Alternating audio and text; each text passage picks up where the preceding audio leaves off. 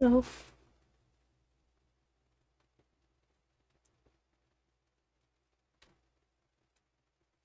hope you're all doing well tonight.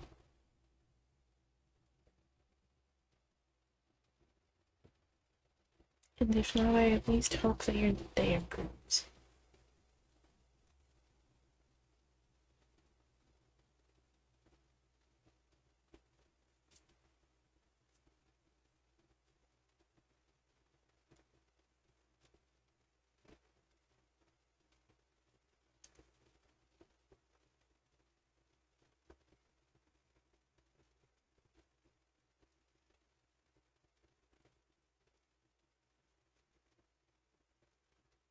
Okay.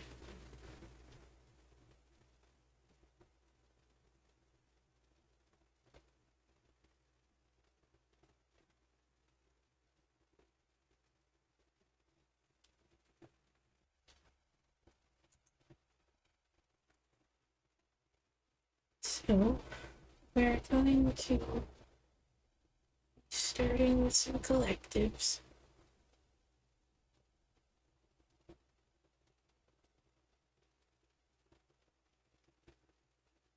And then opening with you later.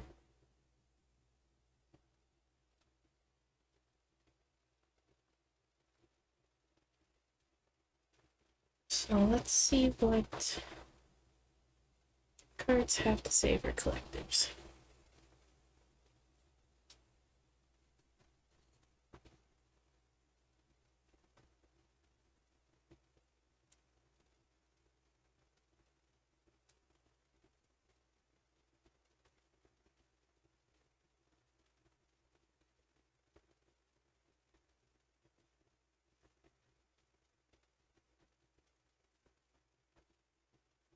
What message do you want to be here today?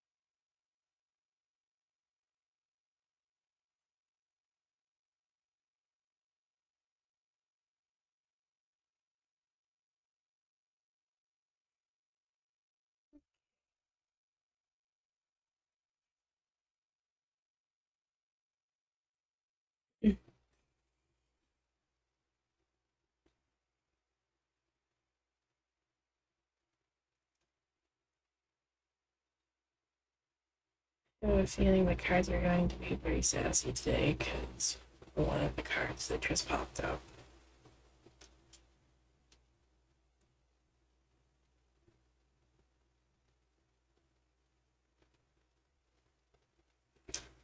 So,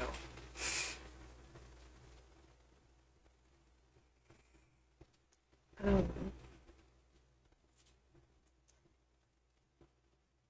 we have the Eight of Cups here.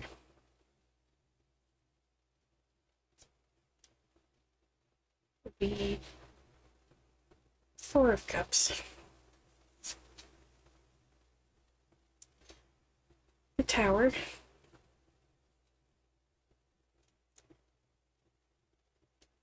Judgment.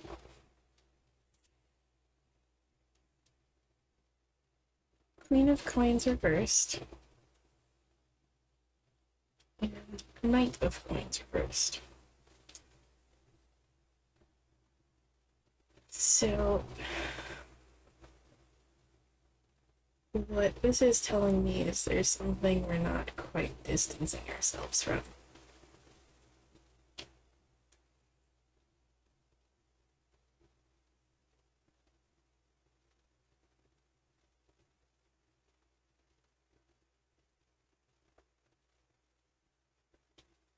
And the tower being present there is telling me that it's something that's necessary.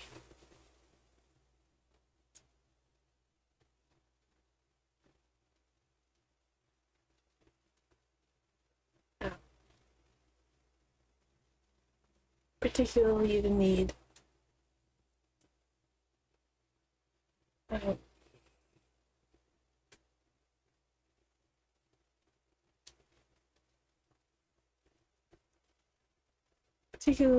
to distance ourselves from something. I have a feeling it's probably saying, with the Four of Cups there, probably trying to say that we need to distance ourselves from, like, probably some negative feelings that we're experiencing, and that we need to learn to show a little bit more gratitude, perhaps.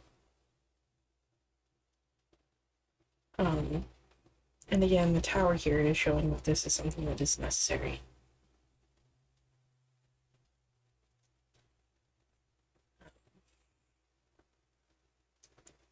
If we wish to see improvement here. The Queen of Coins reversed also tells me that perhaps we're a little bit disorganized currently as well. And I certainly feel that one.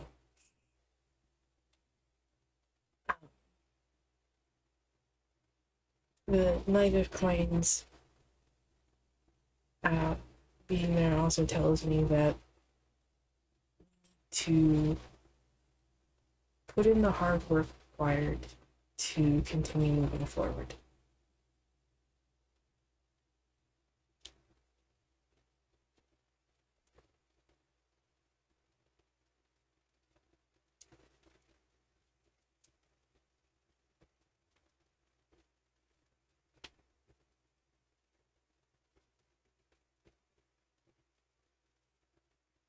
And the tower here again, I don't believe is a negative energy. Rather, I think it's just showing that something is necessary. Something that is necessary for our improvement.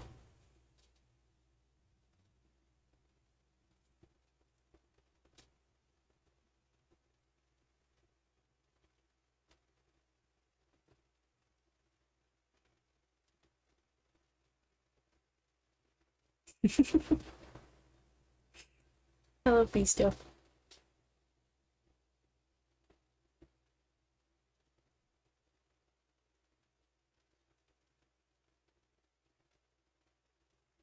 So,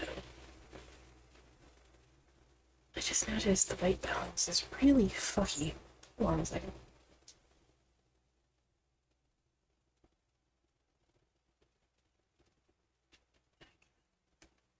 Sorry for the close-up of my hand.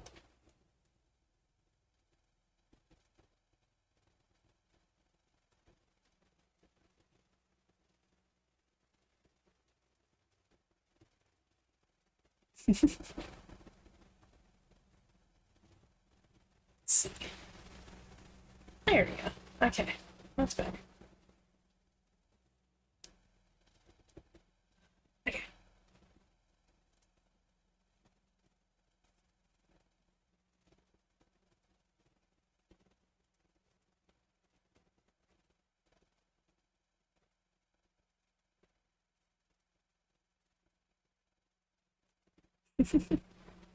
Thank you. Let's see what the Oracle cards have to say. Going to be using the Work Your Light deck today. So I felt that one calling to me. I actually haven't used this one much on stream. I think I've used the Moonology one the most.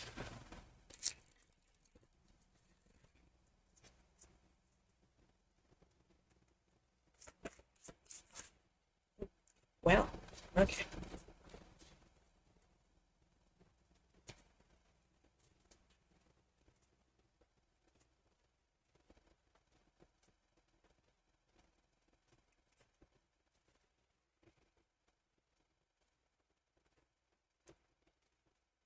Yeah, with these two cards, that's exactly what it's telling me, pretty much. It's that we need to distance ourselves from some negative emotions.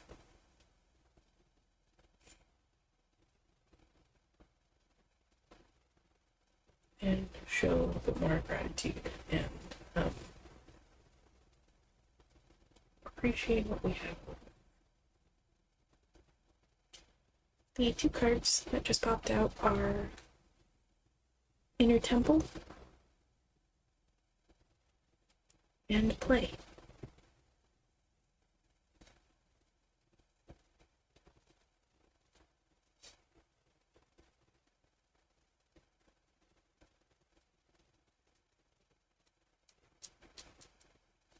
Okay. So, Inner Temple says, you are being called to be a devoted student and tune into your heart, to incorporate true devotion into your life. You could be being called to develop a regular meditation, journaling, or chanting practice, or to show up to your soul with rhythm. To develop a daily practice where you fill up your well and spend time with your soul. All of the answers to all of the questions that you seek are waiting for you in the portal of your heart. But you cannot hear them unless you carve out time each day to listen. Your soul is yearning for a deeper relationship with you. And so the more time you spend with it and show up to it, the more clearly it will guide you. We are here to grow as souls. Earth is one big playground for the soul to learn. And you are being called to go deeper in your soul growth, or to increase your devotion by being a student of a lineage or a spiritual teacher. If you have already been a committed student, then you are being commended for your devotion. Your guides want you to know how proud of you they are, and that the time you spend in devotion is priceless. If you are questioning your career or life path, your guides want you to turn your focus towards devotion and this prayer. Please use me in a way that delights my mind, body, and soul. May my life be one big moving prayer.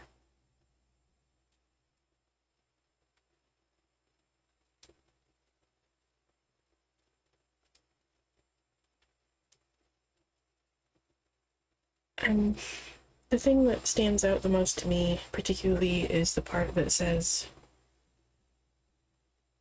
taking up the practice, particularly a daily practice,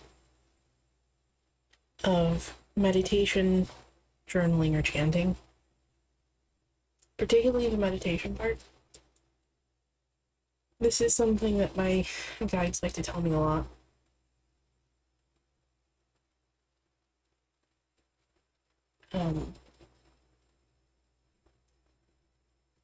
Essentially, meditating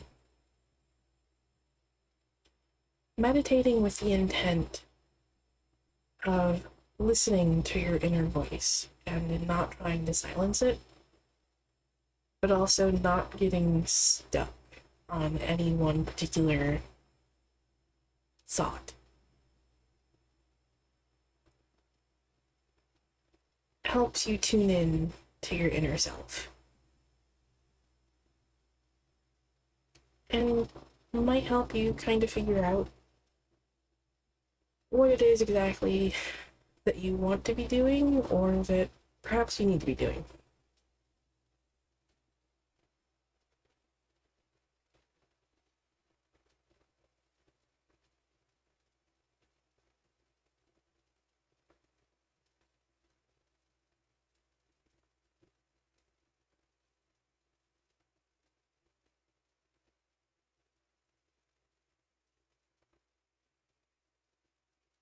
And play says, stop taking life so seriously. Your spirit needs to have some fun. The more you play, the more inspiration will follow. Take some time out to do something without being attached to the outcome. You are being called to rest and play, and learn to have more fun. Do something that makes you laugh, the best medicine around. Call up a friend that you can be silly with. Take your inner child on a date. The more you switch off your mind, the more room your spirit has to whisper and guide. When we do things without being attached to the outcome, ideas, clarity, guidance, and solution have the space to drop in. The left and right hemispheres for the brain can begin talking to each other. Make play a compulsory part of your day. Schedule it. Spend more time doing things just because you love to do them. Just because they bring you joy and light you up. If you follow what lights you up, you will light up the world without even trying. For when you are lit up, you are in your spirit, and when you are in your spirit, you fall into flow with life. How do you play? What do you do to have fun? What lights you up? If you have been working hard lately, it's time to celebrate how far you've come. All that you've achieved. Don't rush on to the next thing. Take a moment to throw a party, go on vacation, or have some fun.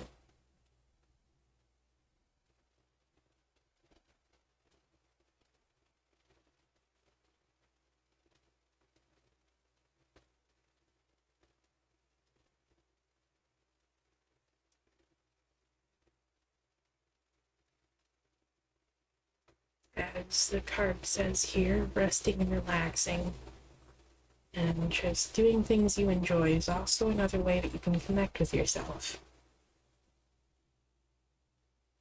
It can sometimes be the best way to connect with yourself.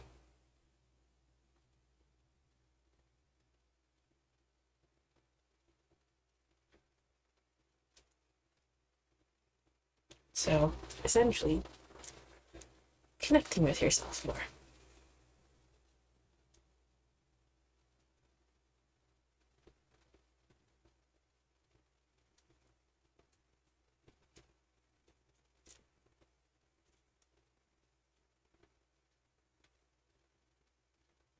Connecting with yourself more not only helps you listen to your inner guidance, but sometimes it is also very helpful for also helping you listen to the guidance of your guides.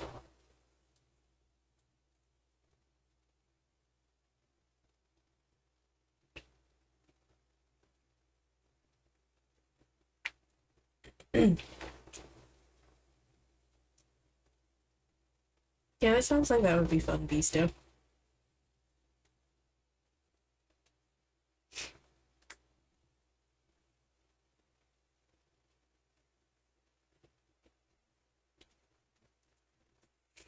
If it's a possibility, I say go to it.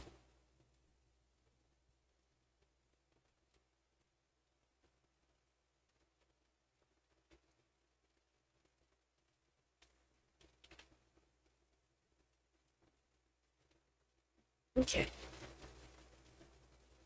Let's see here what the book has to say.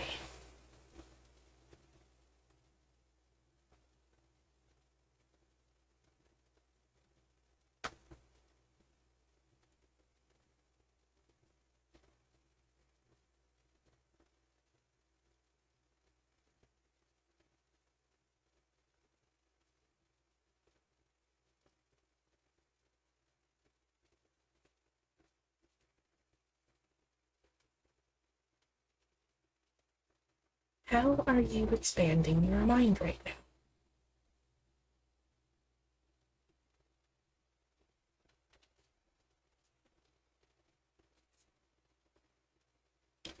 Personally, I feel like fits in with the whole theme of connecting with your inner self.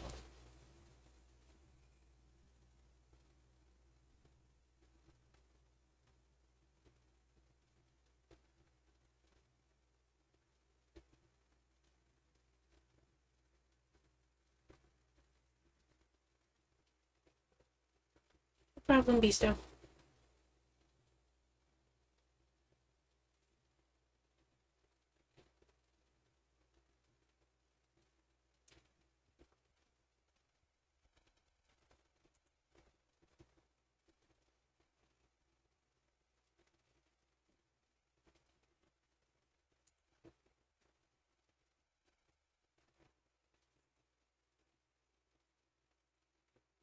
Okay. So, goodness.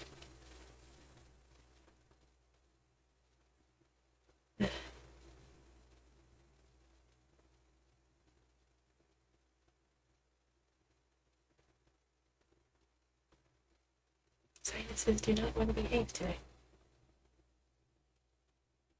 Anyway, as I was trying to say,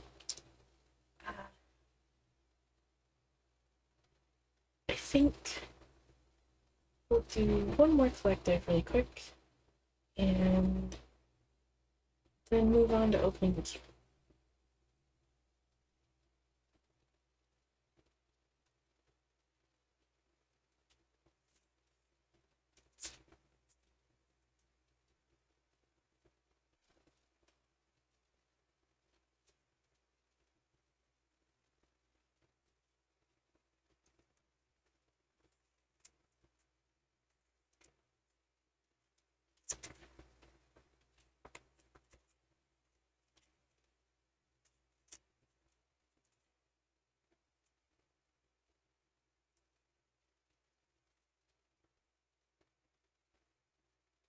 Okay.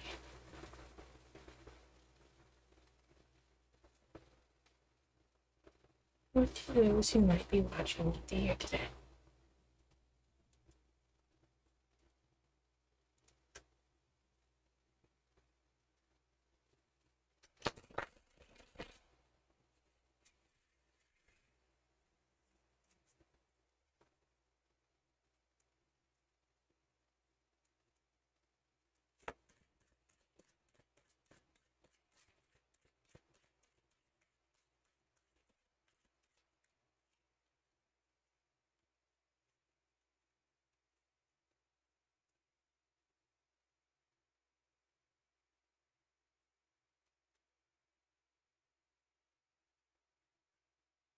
Hello.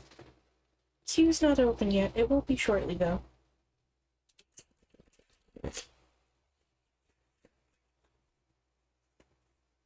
Just doing a collective really quick. No problem. You're fine. You want to join, though, like I said, it'll be open in a bit here. Just finishing up a collective here.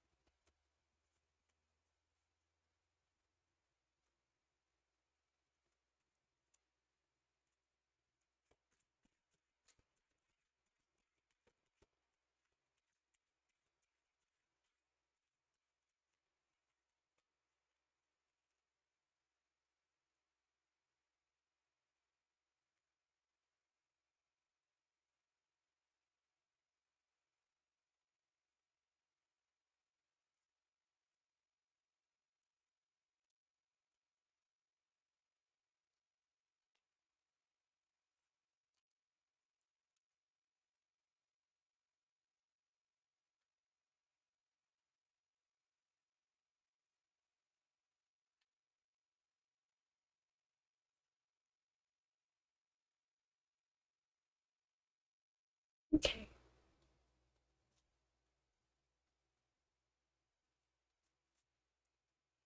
So we have the Four of Wands, the Queen of Swords, Temperance,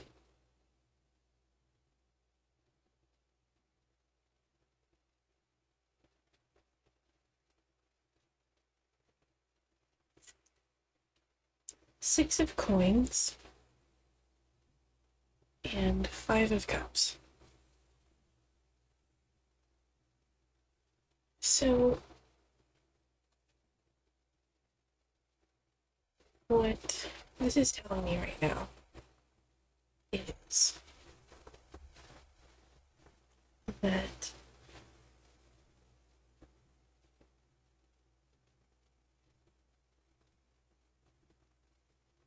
um,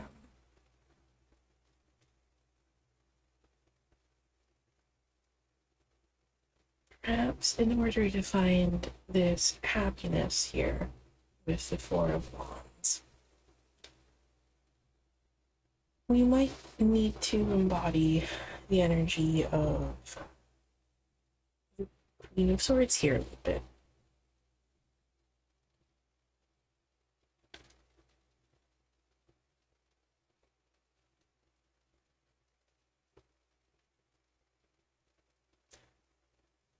The Queen of Swords here is fierce and fearless, but she can also be caring.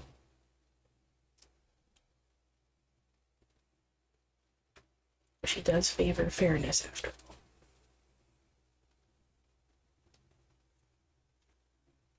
That, and the Temperance card here is telling me that perhaps we need to be a little bit more patient with ourselves. And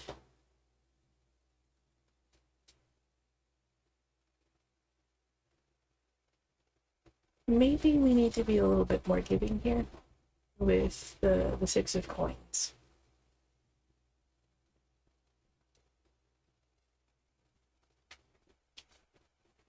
And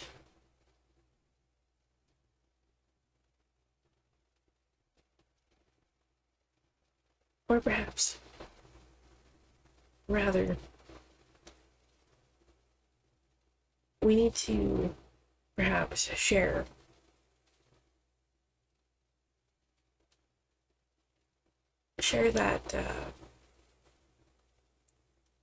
that happiness with other people. Essentially, share the kindness, share that love with other people. Doing so can oftentimes help us feel a little bit better through spreading that positive energy, essentially. And doing that might help us move away from this intense grief that we've been feeling.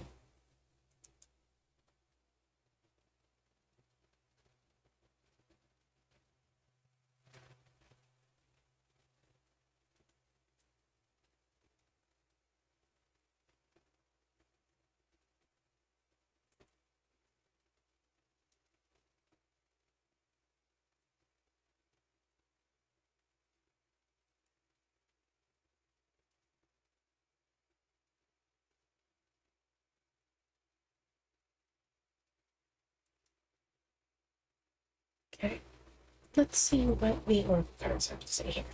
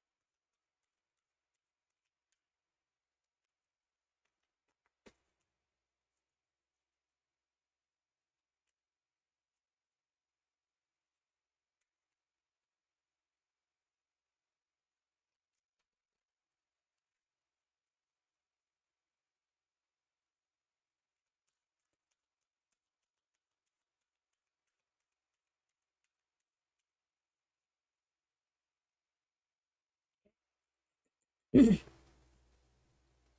card here is Unbound.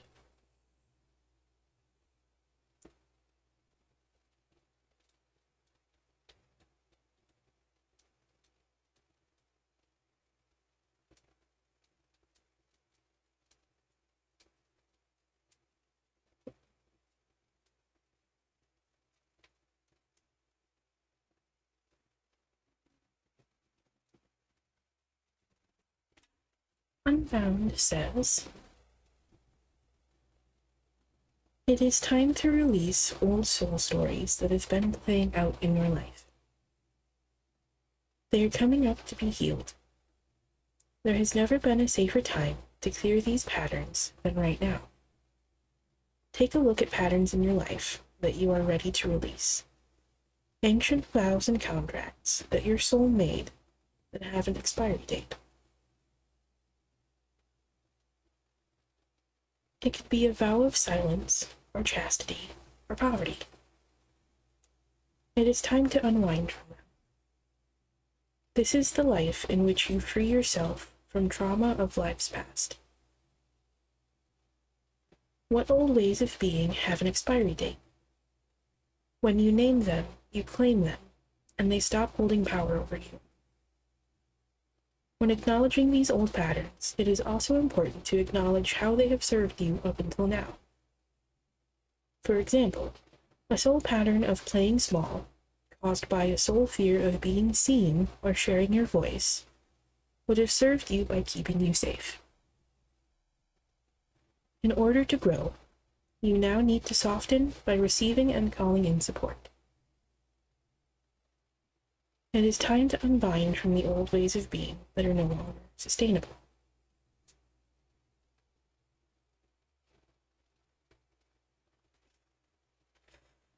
Particularly the calling in support part stands out to me, because I feel like that might also be what the Six of Coins here is trying to say. So if you are feeling this intense grief still, and it's something that you're working on moving on from, so that you can find your happiness again,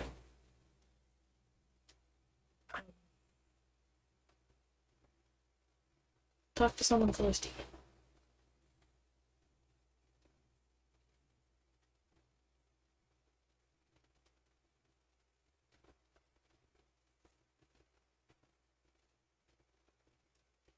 They might be able to offer you a little bit of support right now.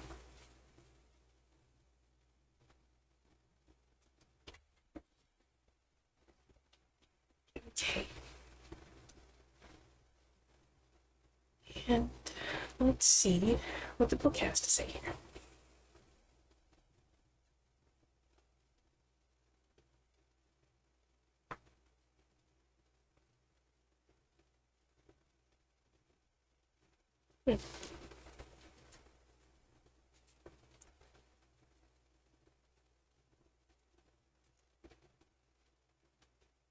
The Oracle is asking you to connect with the color yellow.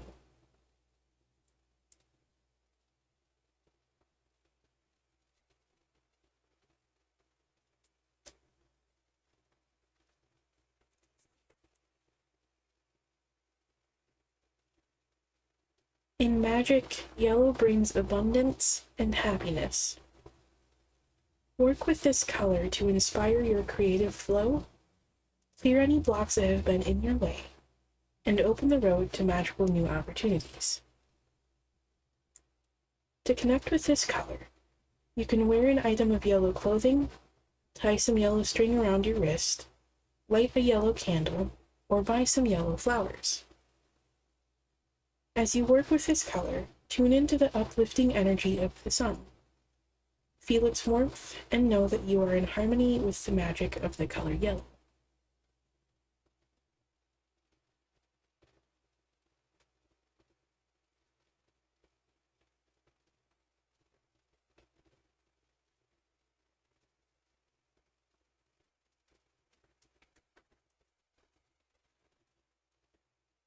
It also says to repeat the mantra, color of yellow inspire me, with happiness, joy, and creativity. Color of sunshine, I feel thee, bringing magic for all to see.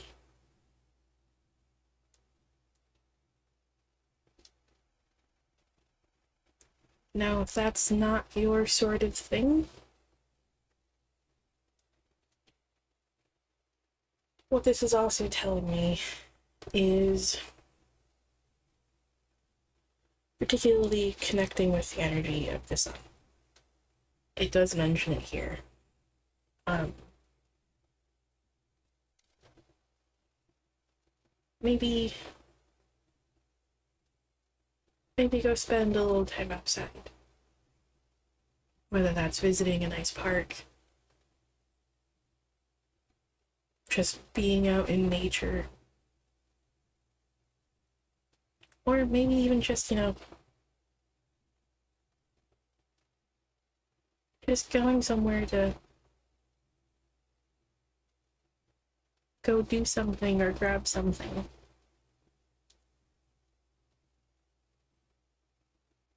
Essentially, just get out of your home for a little bit. Even if that's just to go grab like a quick snack that maybe you've been craving, or trying a new place that you've been interested in, or actually visiting like a park, or just spending time in nature.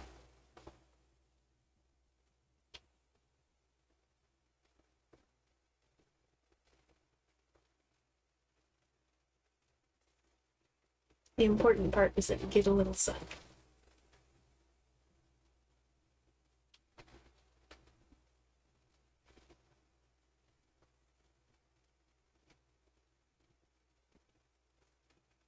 Okay. So, whoever needed to hear that, I hope that helps a little bit.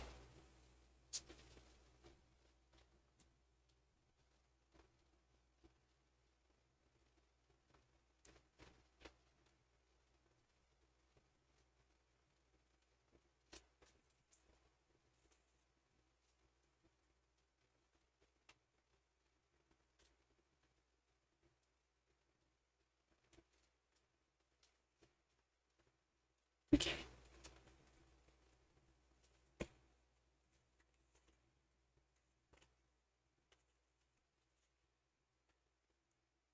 And with that, it is time to open the queue.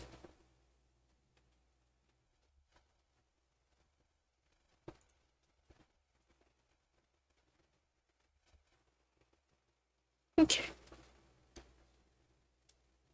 Queue is now open if you would like to join.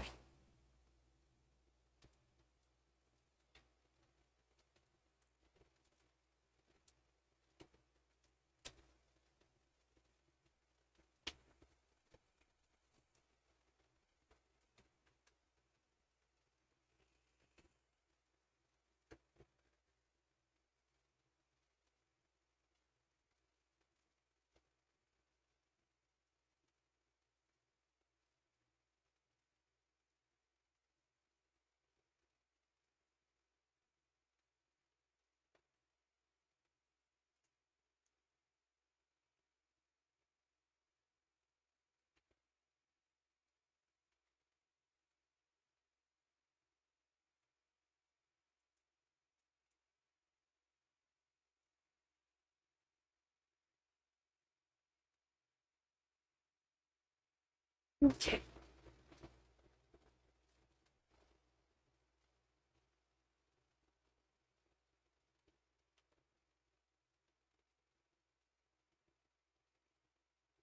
So that means you're up first, Lamb.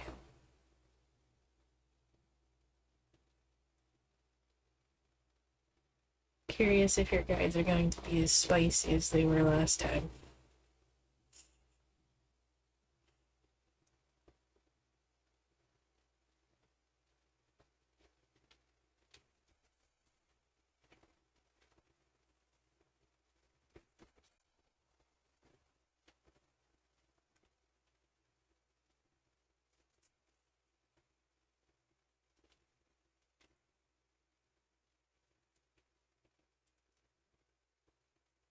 Okay.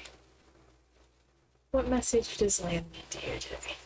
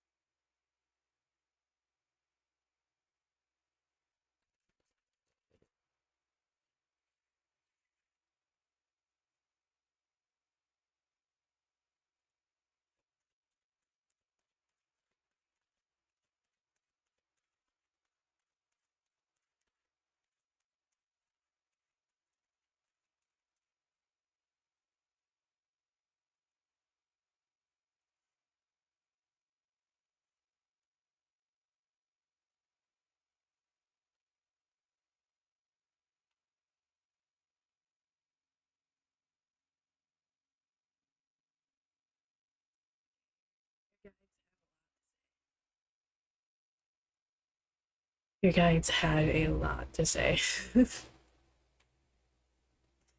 Oh.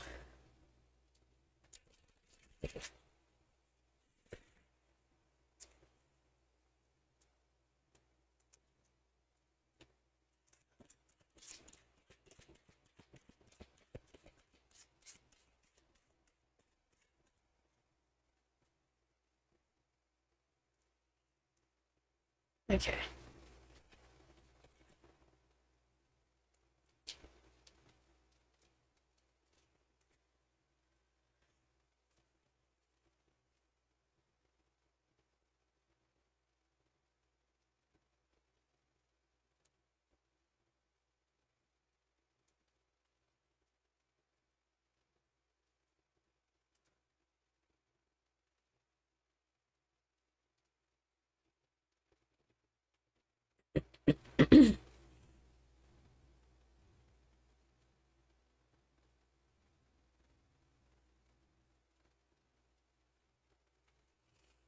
Okay.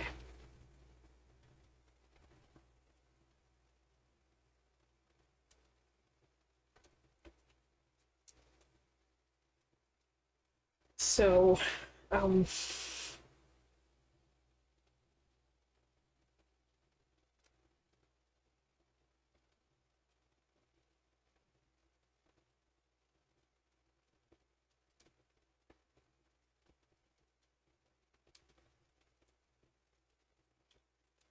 let's see here.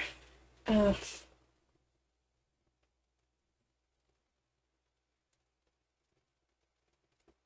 okay. You have like 9 cards here. Like I said, your guides had a lot to say. I'm gonna take these 3 at a time because there's a lot going on here. So the first 3 are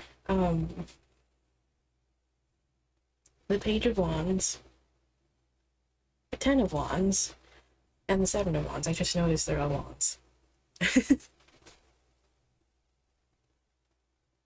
Which, with the wands, is telling me to continue following your passions, first and foremost. But, Page of Wands here is telling you to be a little bit more, carefree. Try not to worry so much, try not to overthink things too much. Try not to overwhelm yourself too much and stress yourself too much. But you do need to start putting in the work. I know what this is talking about. This is talking about your tarot journey. You haven't quite started trying to do readings for yourself yet. This is telling you to begin. which is what the last time was also kind of trying to tell you. It was just a dual message there. But this one is telling you that you do need to put in that work. Okay, I hope that was caught because my internet just kind of like derped for a second there.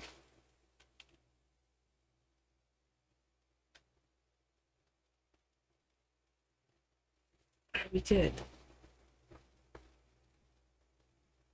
Okay. That was weird. Anyway. So, this is telling you that you do need to start putting in the work. Just don't overwhelm yourself with it. And don't overthink things too much.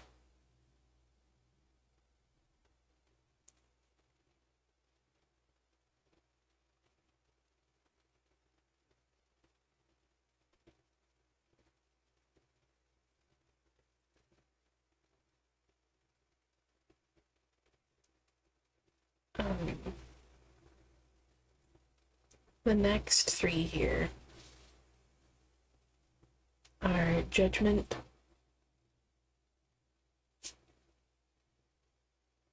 Four of Wands, another Wands card, and the Moon, which particularly the Moon here is pretty much what's kind of pointing me in that direction of saying starting your journey of tarot, particularly with a focus on essentially a focus on confronting your shadow.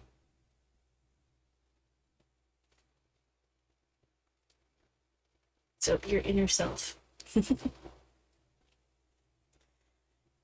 Moon card being there is what made me say that. You can begin to find improvements, or rather, doing this is something you can begin to find improvement with, and begin finding your happiness again with.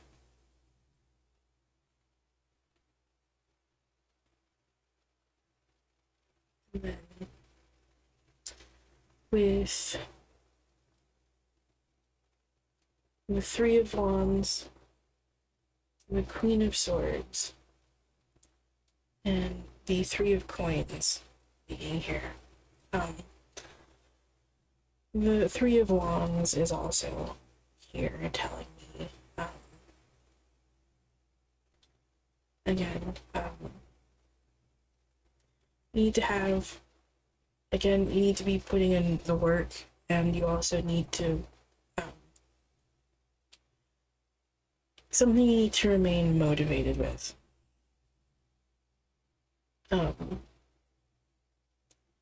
And move forward. And the Queen of Swords,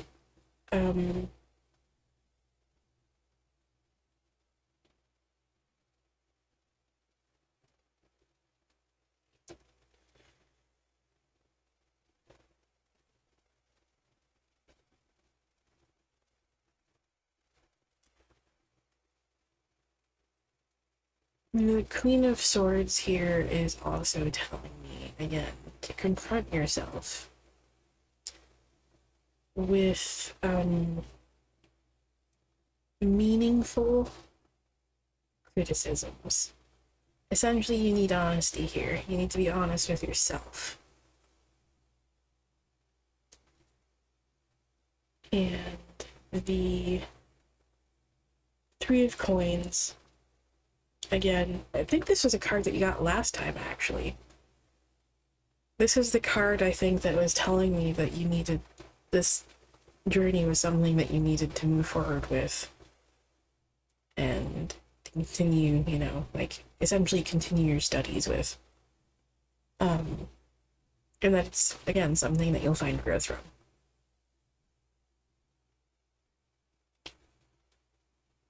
So, yeah, your guides have a lot to say about that, I guess. So, emphasis on beginning that, I guess, is what they're trying to tell you here.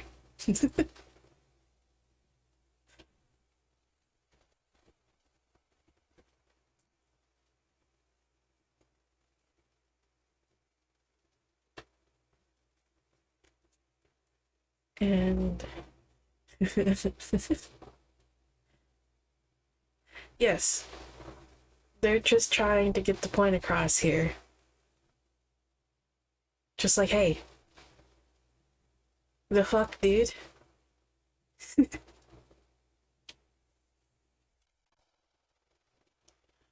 Also, it's really funny.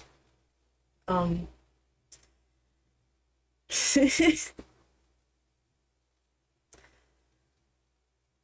I just want to point this out because it's kind of funny. Um, this is on the bottom of the deck. So.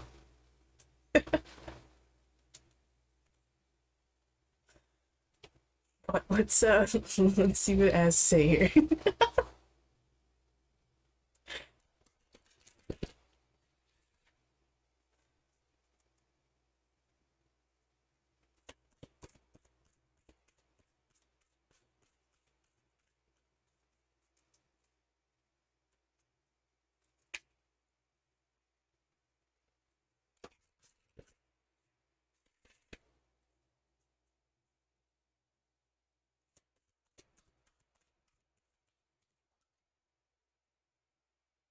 Okay. That one fucking flew out again. Almost hit me in the face, thank you.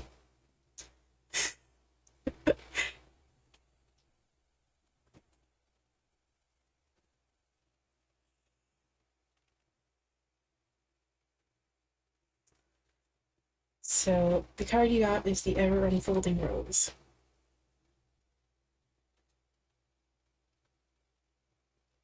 The challenge of life is to keep your heart open when you most want to close it. To let life crack you open. To open through hurt and loss. To allow what is falling away to fall away.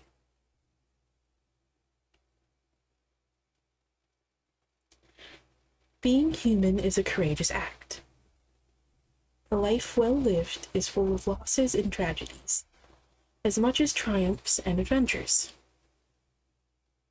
Wherever you find yourself at the moment, life is coaxing you to keep your heart open, no matter how much it hurts.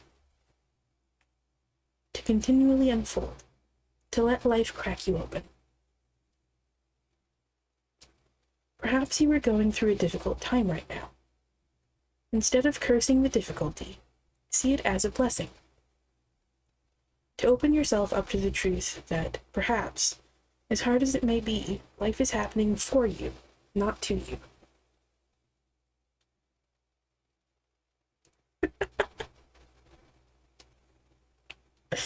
Automod just really wants to silence both of you.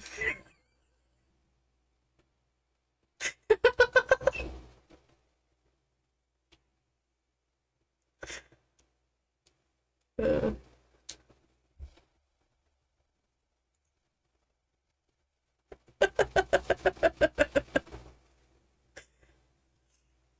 Sorry, Automod is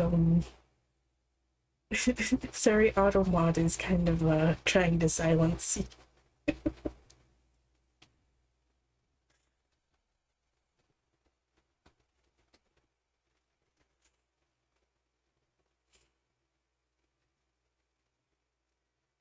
Okay.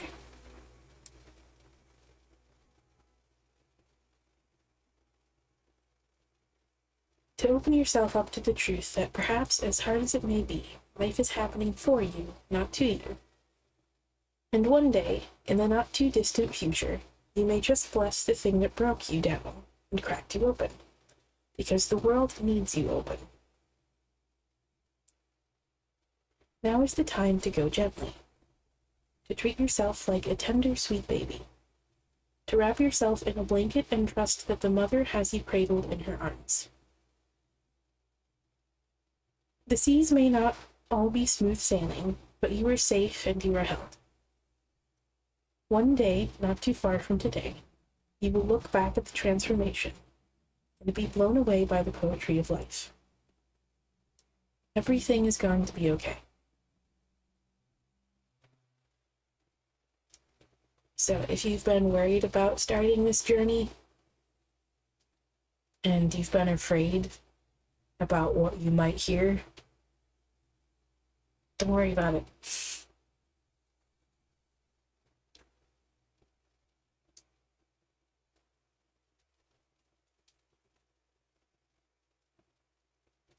Again, now's the time for being honest with yourself. You can't begin that change until you are.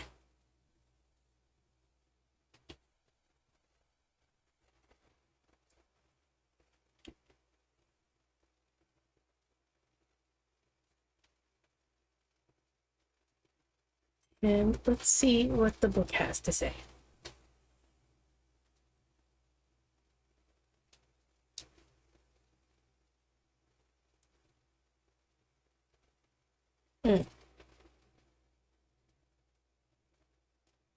Well, that's very interesting.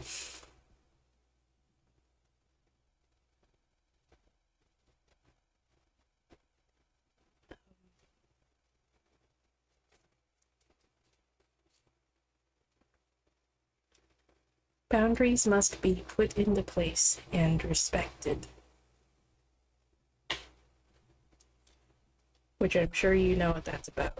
So, sorry for the call out there.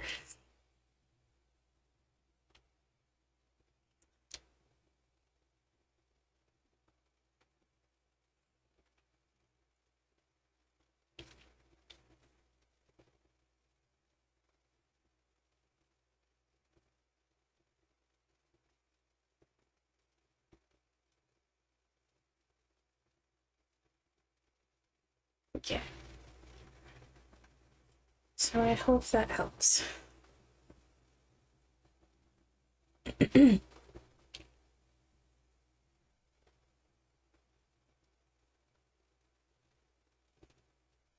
Sorry, your guides are practically yelling at you.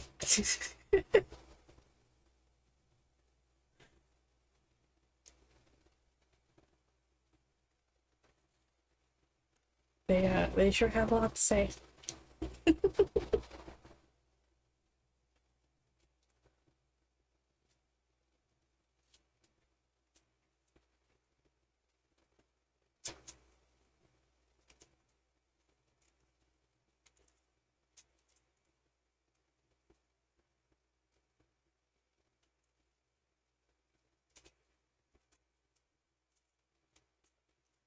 Okay.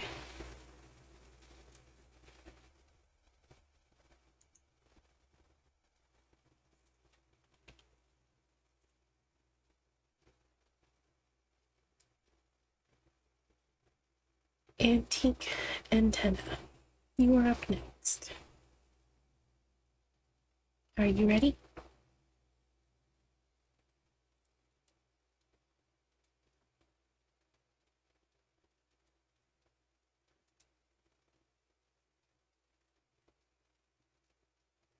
Okay.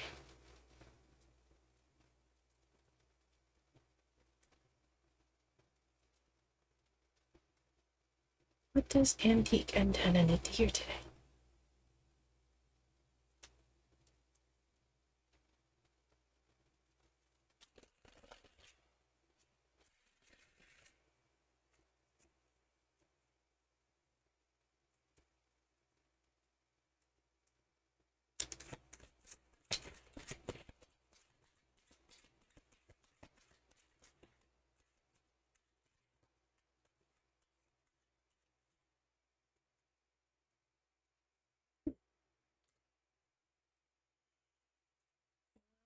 They certainly had a lot to say.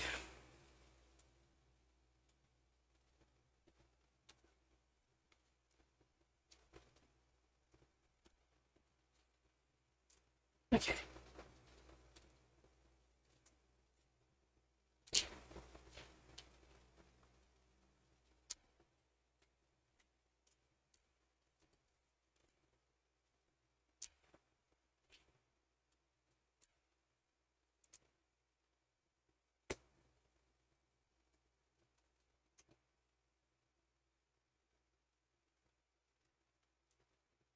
Okay, so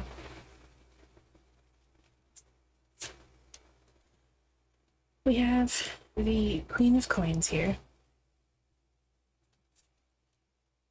the Queen of Wands,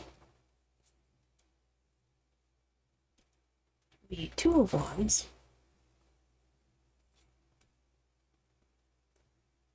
the Two of Swords reversed, let's put this one up here, the Seven of Wands, Death, and then I wanted to put extra emphasis on that and throw out the Tower as well.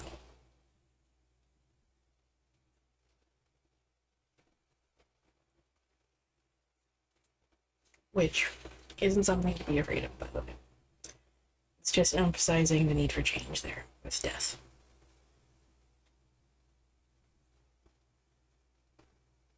So, with this, what I am getting is that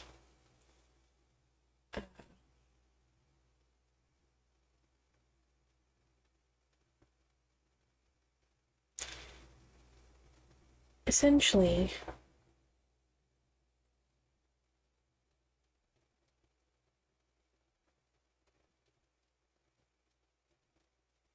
what I'm getting out of this one particularly is that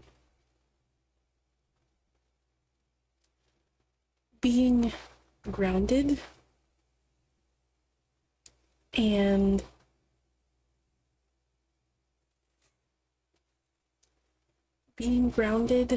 and practical are necessary here with the Queen of Coins. The Queen of Wands here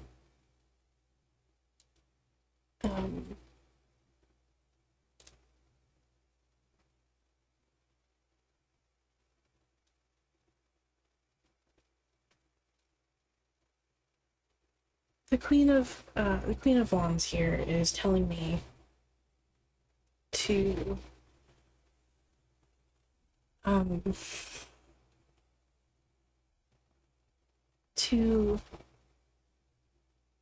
follow your passions, and if you don't know what those are, maybe it's time to figure that out. It's also telling me, though, to keep a sense of optimism moving forward.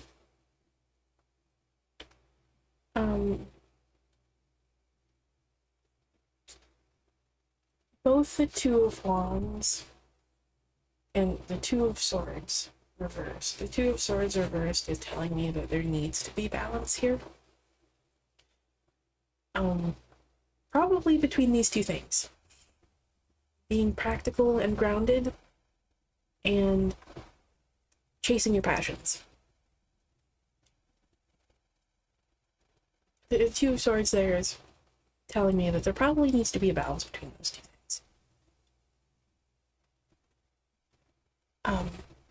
Both the Two of Wands and the Two of Swords are telling me that there's a need for balance here. But the Two of Wands is also telling me here that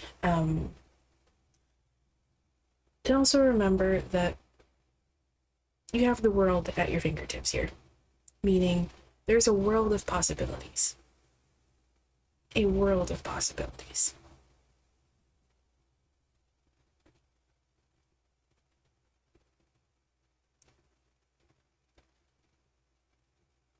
Which tells me that you're not confined to just one path here.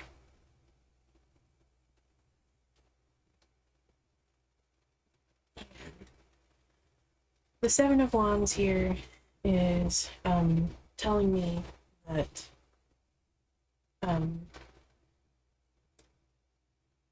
well, rather, I feel like it's connected to these other two cards here and telling me that working towards this change is something that's necessary. That putting in the work towards making these changes is necessary, which is what the death card is, which is what I feel like the death card is trying to say here. And the tower is just kind of emphasizing that. The tower can also mean like a massive change. And changes that are often necessary.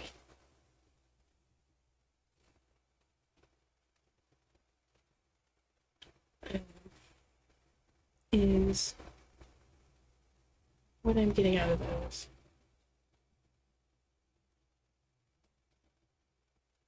Yeah.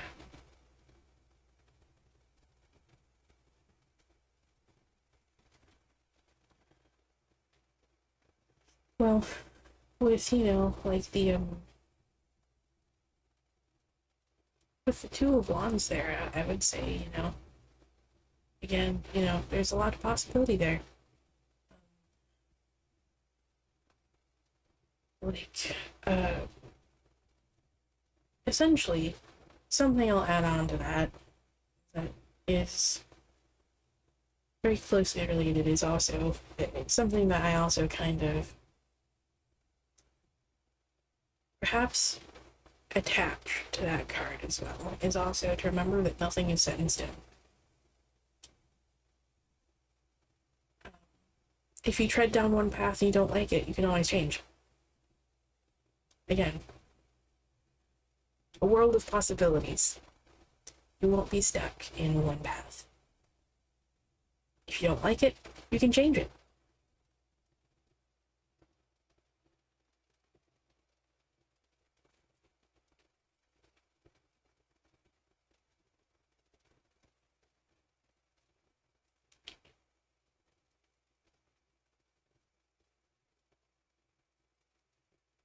And let's see what the Oracle cards have to say here.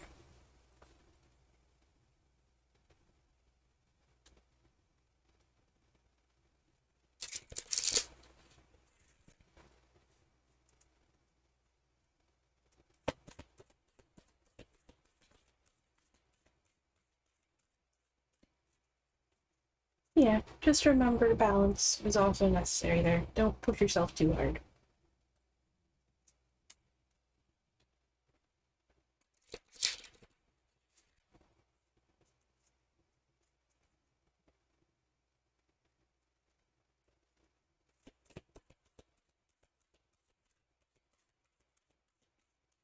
Pushing yourself too hard and that might end up in an awesome great moment.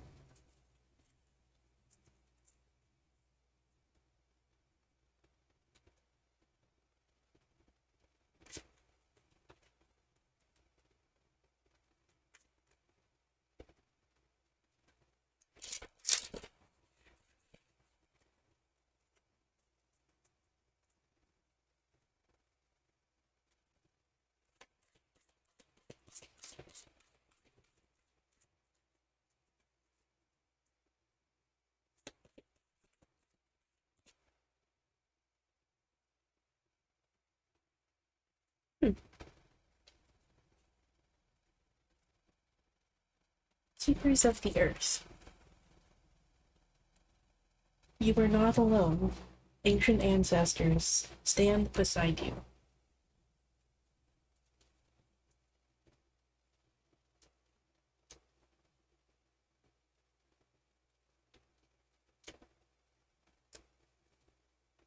Keepers of the Earth says, you are so supported.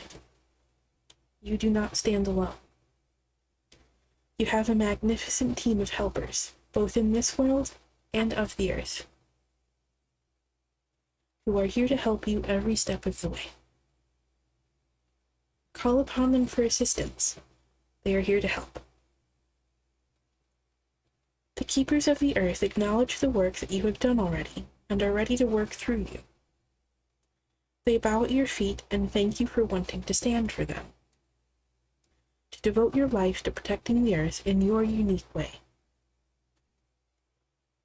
It is time to increase your capacity to receive support in the physical realm. This can come in the form of financial abundance, acts of service from strangers, or people flocking to help you and your work.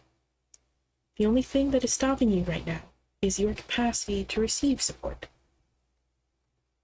You deserve to be rewarded for the work that you are doing. You do not need to go at it alone. Call upon the keepers of the earth to help you and your mission. Open your heart and your mind to receiving more than you ever thought possible. What kind of support do you need? Call it in right now.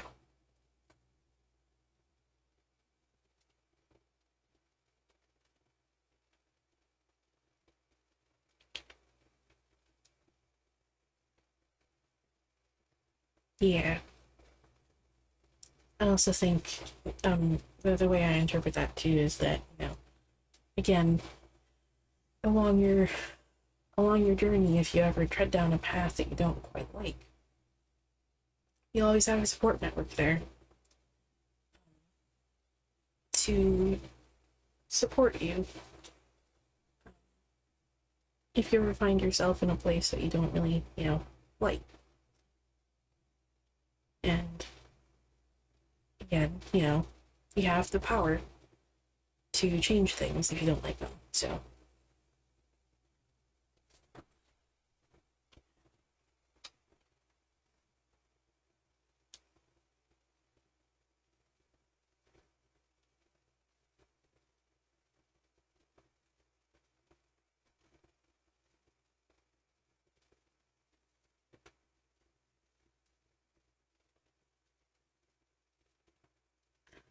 let's see what the book has to say here.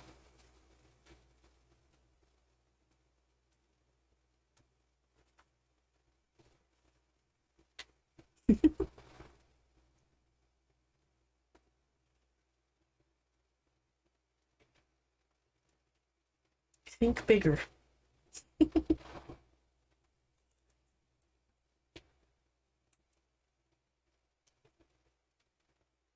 So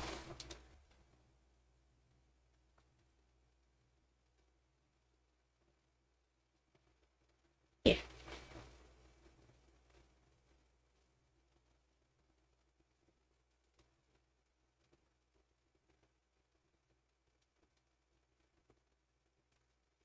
Yeah.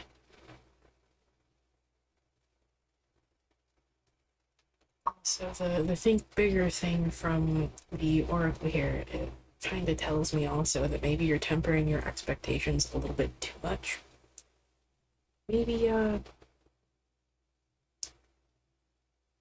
Maybe think of the phrase here, shoot for the moon. Even if you miss, you'll still land among the stars.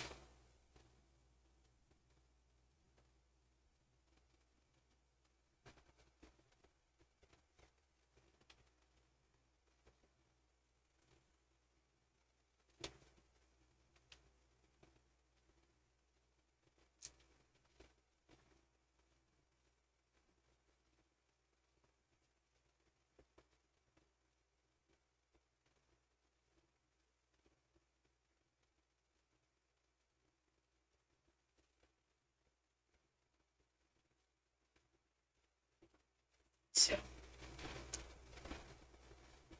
maybe be open to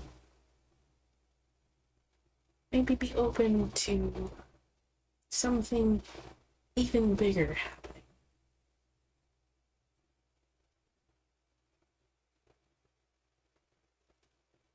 Yeah. But you do have helpers. If you believe in them, and you believe in the concept of spirit guides, maybe try to get in touch with them a little bit and see what they have to offer. And if you do believe in that, also try your best to trust that they'll help you along the way and do their best to help you realize your dreams here.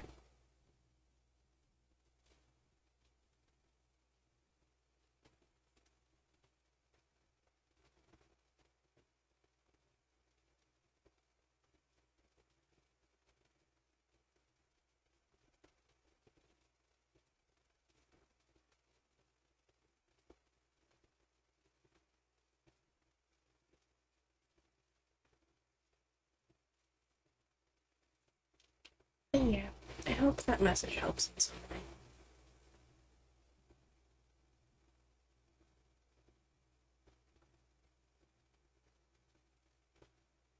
Oh, that's actually really nice.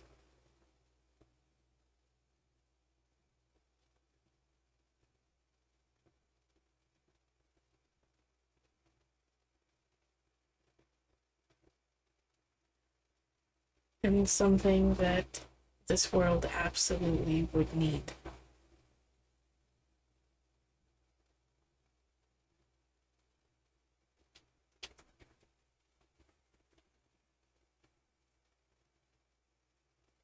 Yeah,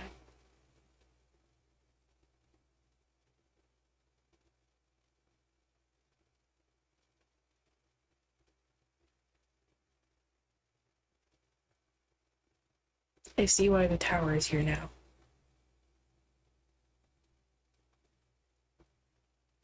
When it means massive change, it means massive change.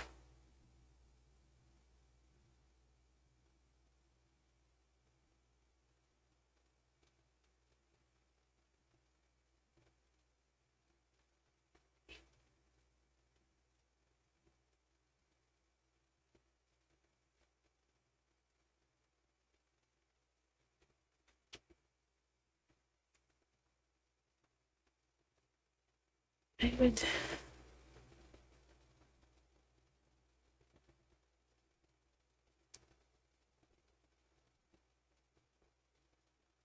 I would agree that that's definitely a dream that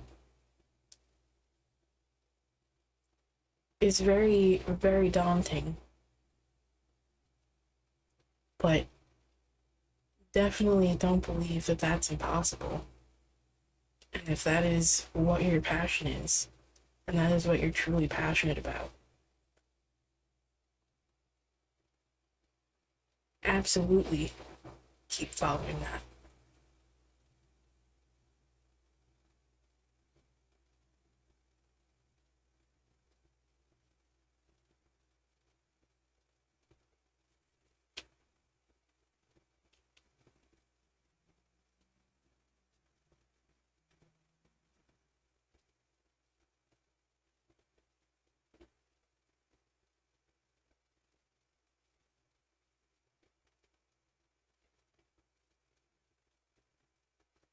I wish you the best of luck with that.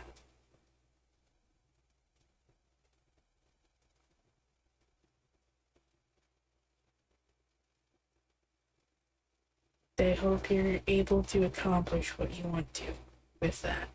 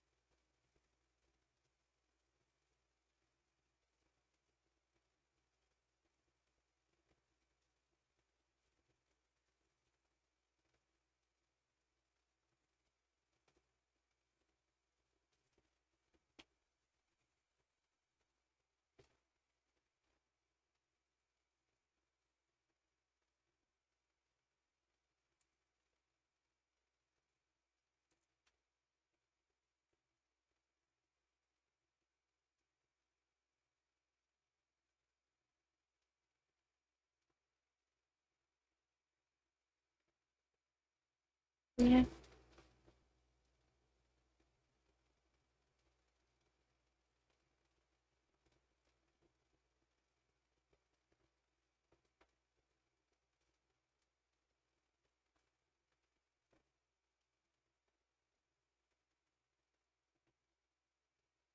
yeah.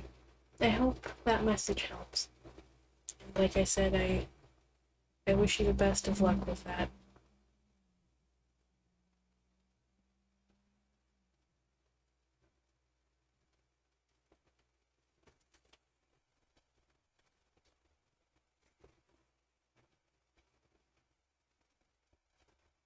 Okay.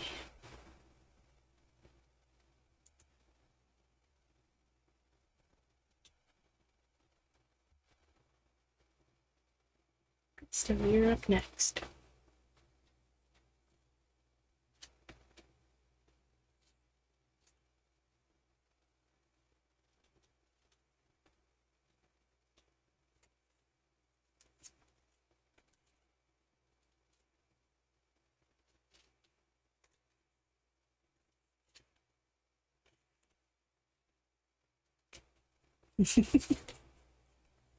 Okay.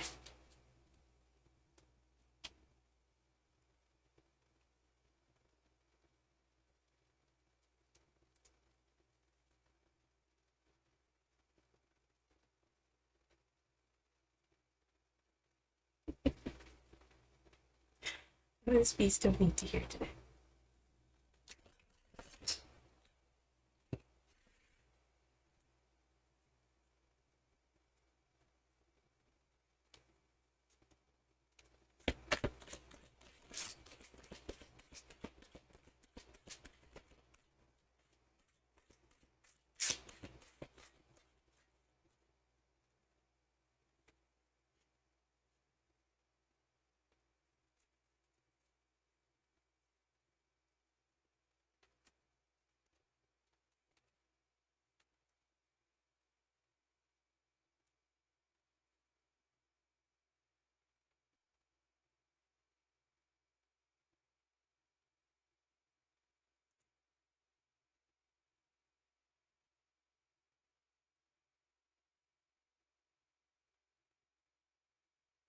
Okay.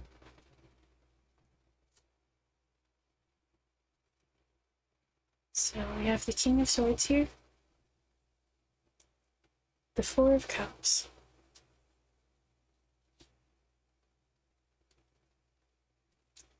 the Nine of Cups, and the Ten of Cups. So right away, what came to me when I saw the King of Swords was stay true to yourself. Continue staying true to yourself.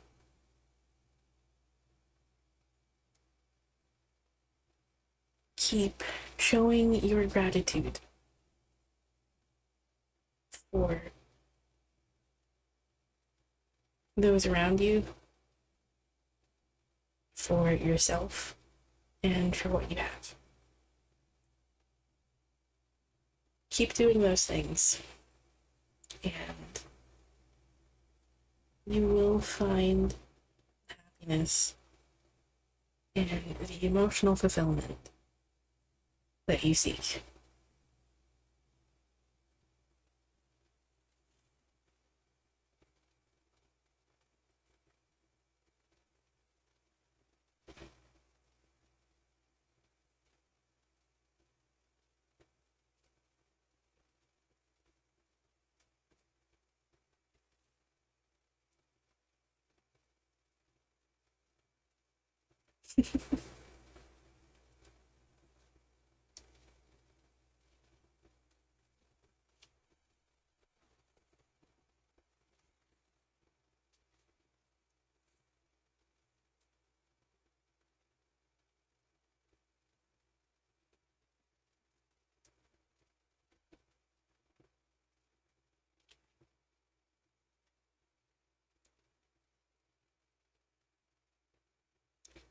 Yep.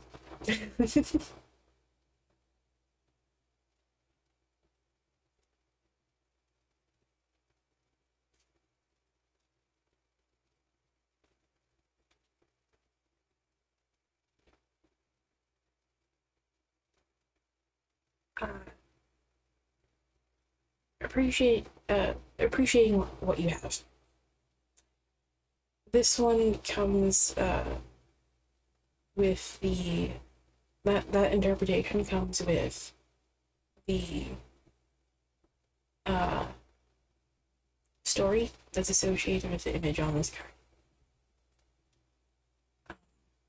I can read it for you really quick if you want me to.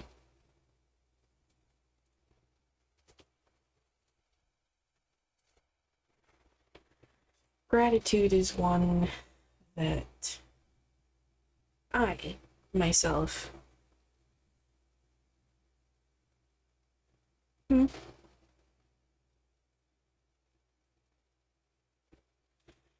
Yeah.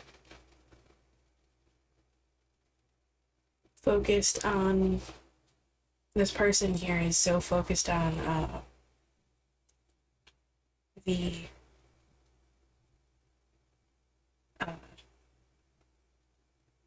the objects in front of them that they um, ended up forsaking this bird here in the back.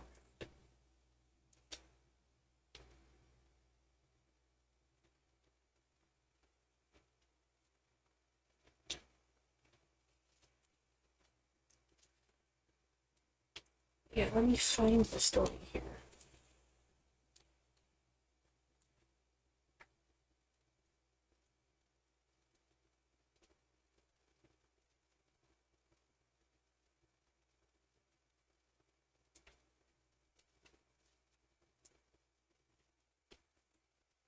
So, it's called The Nightingale. It's a bigger image of the card there.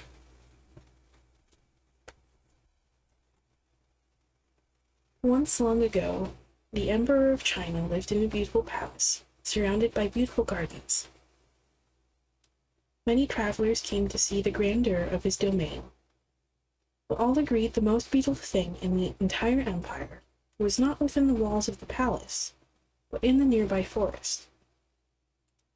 For that is where the nightingale sang, with a voice so sweet and pure that all who listened could not help but stop and sigh. But though all the travelers knew this, the Emperor of China did not. So it came as a great surprise to him when he read about the nightingale in some books sent to him by the Emperor of Japan. The Emperor of China quickly summoned his courtiers and ordered them to bring the nightingale before him. But none of his courtiers knew of the bird, nor did any of their subordinates. Finally, they found a young kitchen girl who declared she knew where the nightingale roosted. She led the courtiers to the woods, and when they found the nightingale, they asked her to return with them. She politely agreed. That night the little bird was presented before the emperor, who was surprised by her drab gray appearance. But when she began to sing, the entire court cried upon hearing the beauty of her voice. She was given a golden cage and tied with a golden string, and every day she sang for the emperor and all of his court.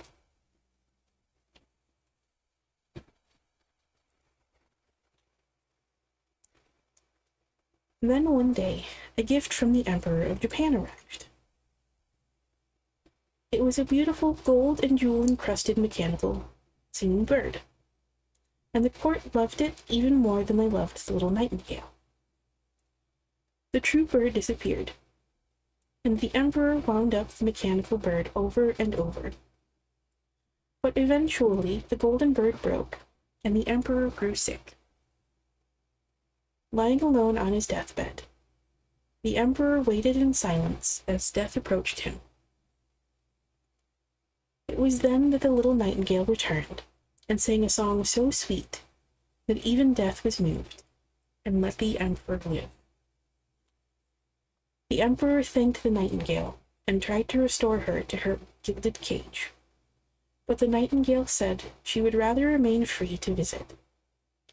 And so she and the emperor remained friends for all their days.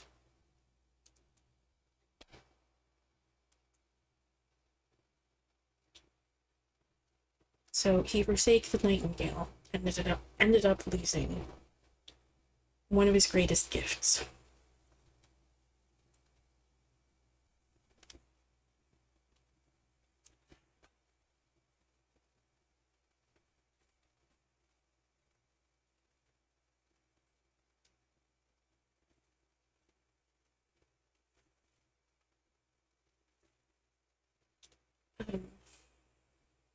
So that interpretation or appreciating what you have comes from the story that's attached.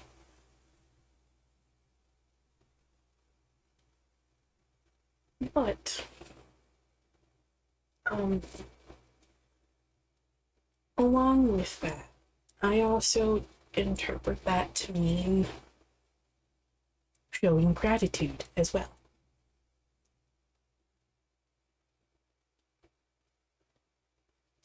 Along with appreciating what you have. The easiest way to show that to other people is to show gratitude to them.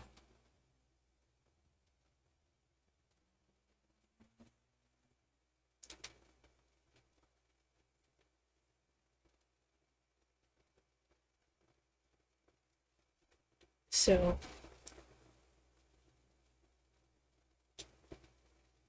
if we expand that appreciation to, the bigger picture here, it's not only about appreciating what you have, like, in terms of, like, resources and stuff, but also appreciating what you have emotionally. So I take that and I essentially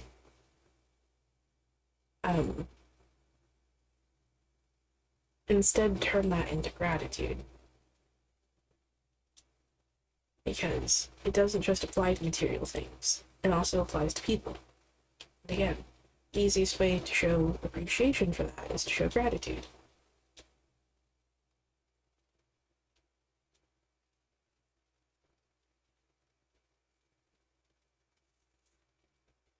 So, showing gratitude for not only, the people that we have in our lives, but also sometimes showing gratitude for, the things that we have, yes, as well, but also showing gratitude to, like your spirit guides as well is something that is also very beneficial. And also showing gratitude to the universe.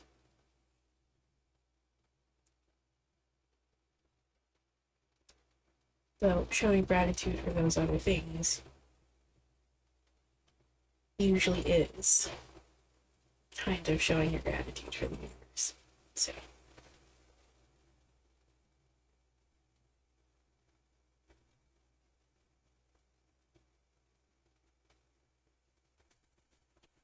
yeah, so that's why I say that. Essentially keep showing gratitude for the things and the people that you have, and for yourself as well. You can do that in the form of self-love, and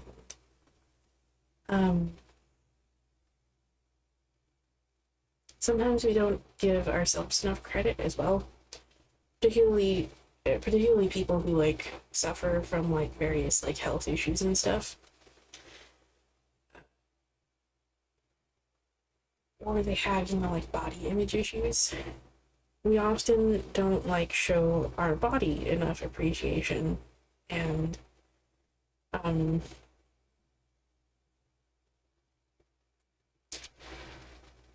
sometimes we don't take care of it too well as a result.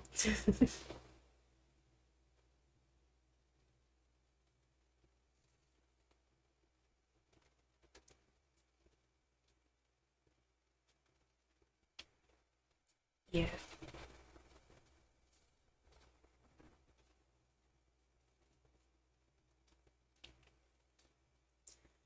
Yeah, I know that feeling. That one's still something I'm working on.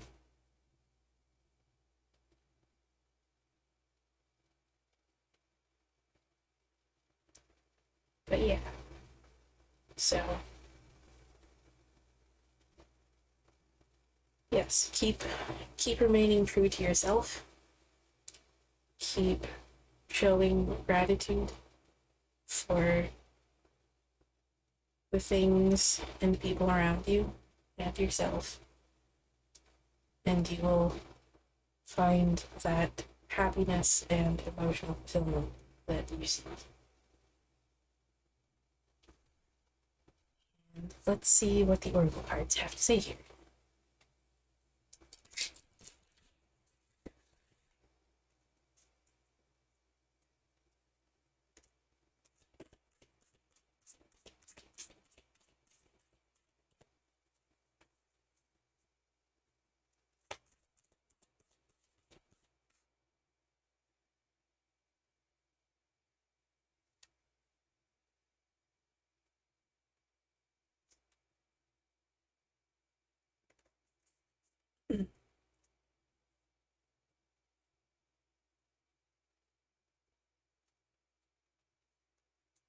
Starseed, what lights you up?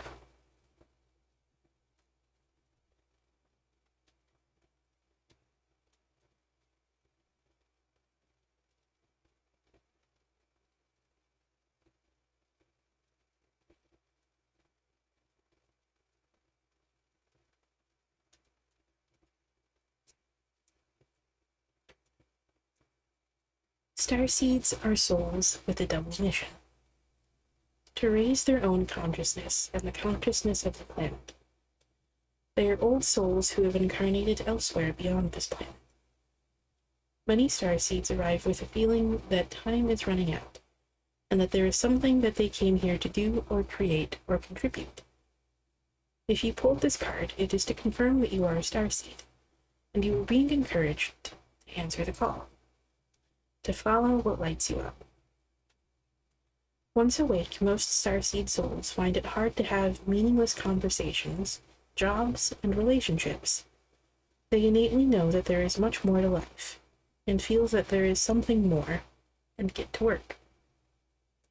They remain restless until they step into their calling, which is to light up the world with their unique presence.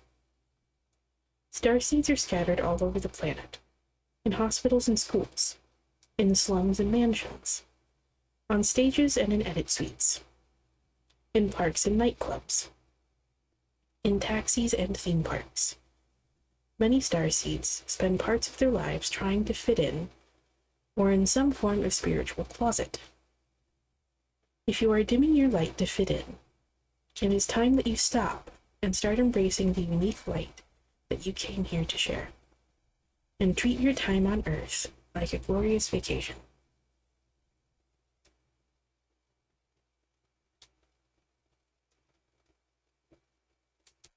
The important parts there that stand out the most to me are obviously, and that's something that comes up a lot with your readings, is to follow your passions. Follow what lights you up. The other part being, of course, sharing that light with others. And not dimming your light to fit in.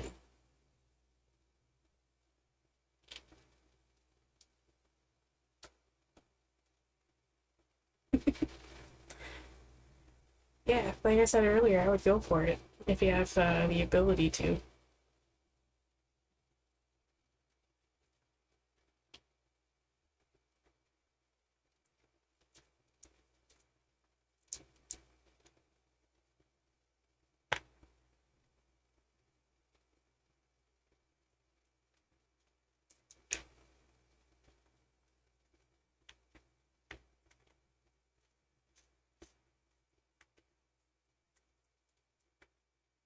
And let's see what the book has to say here.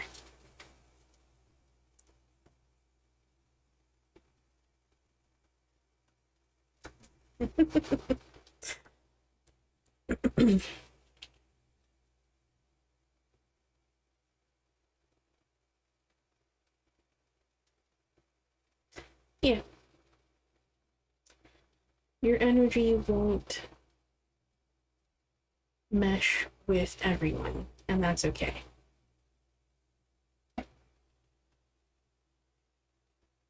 The problem is if they start trying to tell you that you need to behave a certain way, or that you need to, like, be a certain way, then you need to tell them to get fucked.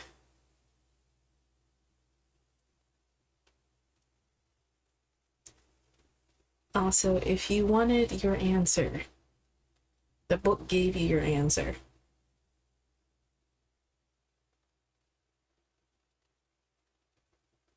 So, yes.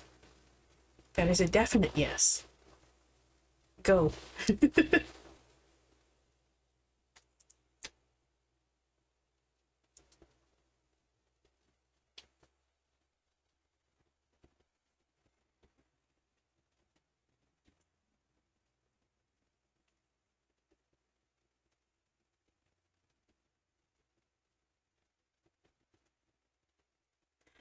I believe that's answering the whole going to the drift event that you've been talking about here. Yeah, I would go do that.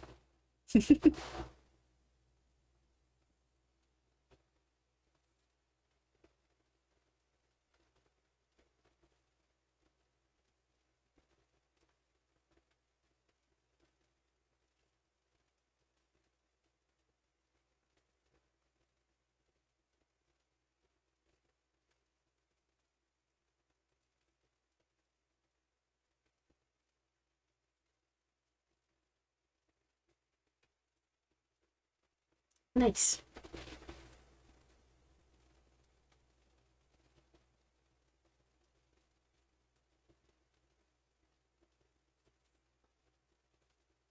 Yeah. So, I hope that message helps.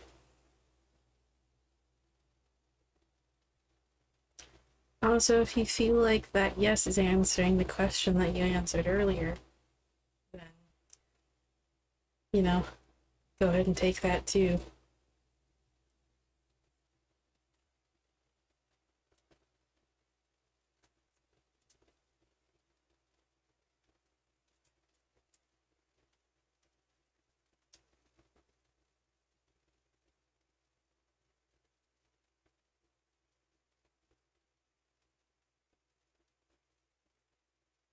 Thank you.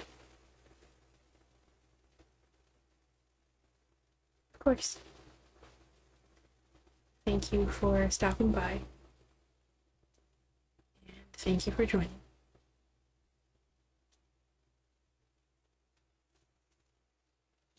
Okay.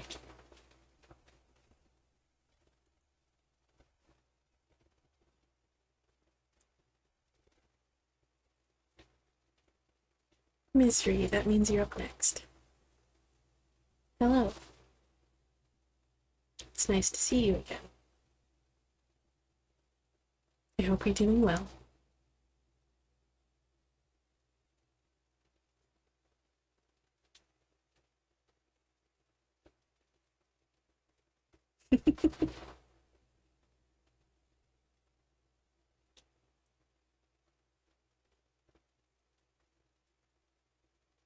I'm doing well. Just currently tired because I'm trying my best to fix my sleep schedule, but it apparently does not want to be corrected. So.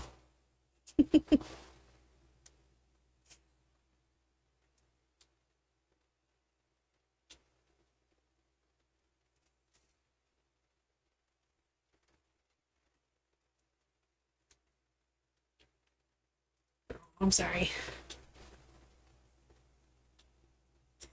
I know this particular cycle was a bit intense for me, so I feel ya.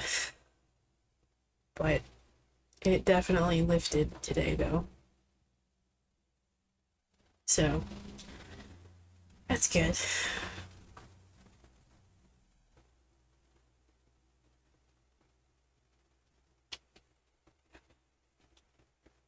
Though it probably also helps, though, that I took a shower earlier today and used a salt scrub to help tell the negative energy to just fuck off.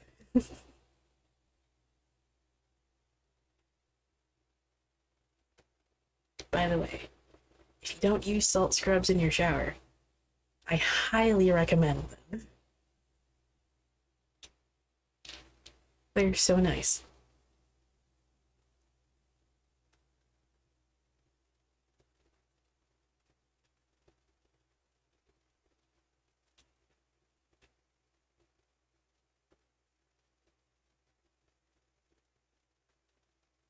Yeah.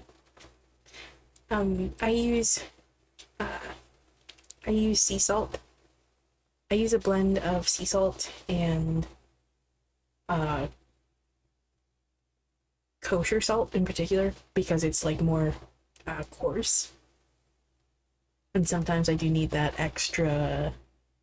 I do need that extra exfoliation. Also, that sounds very painful, Beasto.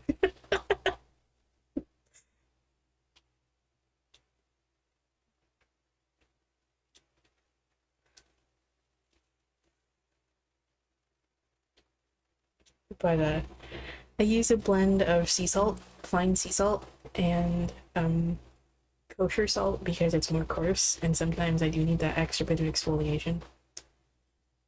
Because for me, it's a dual purpose. It's it's ritualistic, but it's also practical for me as well.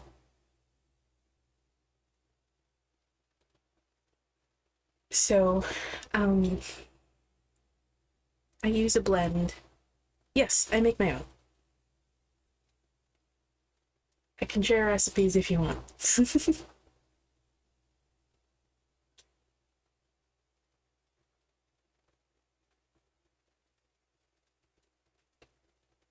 But I use.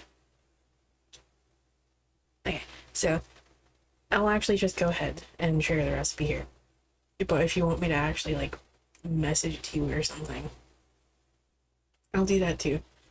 Um, but I use a cup total of salt.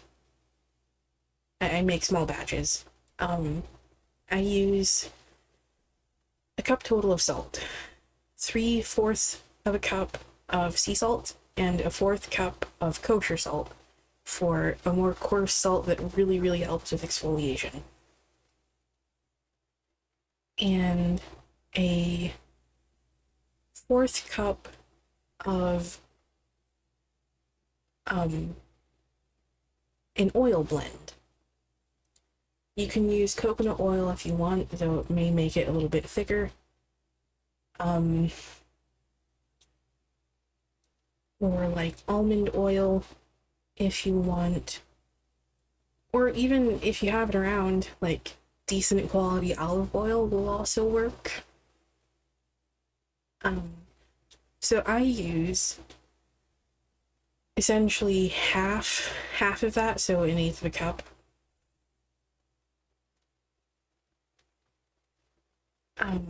Half of that is olive oil. So an eighth of a cup is olive oil, and then a 16th of a cup, or I think it's a tablespoon.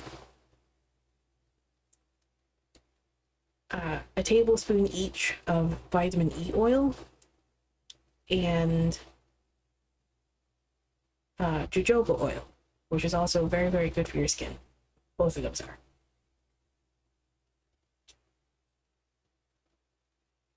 And if you have any fragrance oils, like lavender is very calming. So, for me anyway, I know not to everyone. So I use lavender essential oil in that to give it a scent. So I'll use like a few drops of that into the oil and mix it well. And if you want to be fancy about it and kind of make it feel more like a spa salt, which is kind of where the inspiration for the recipe came from. If you want to make it feel more like spa salts, you can also throw in some like herbs or like flowers. I particularly love tea. I have a fuck ton of it. So that includes a lot of herbal tea. I had some sachets of loose leaf lavender chamomile tea. So I took a sachet of that and opened it up and also put that in my salt.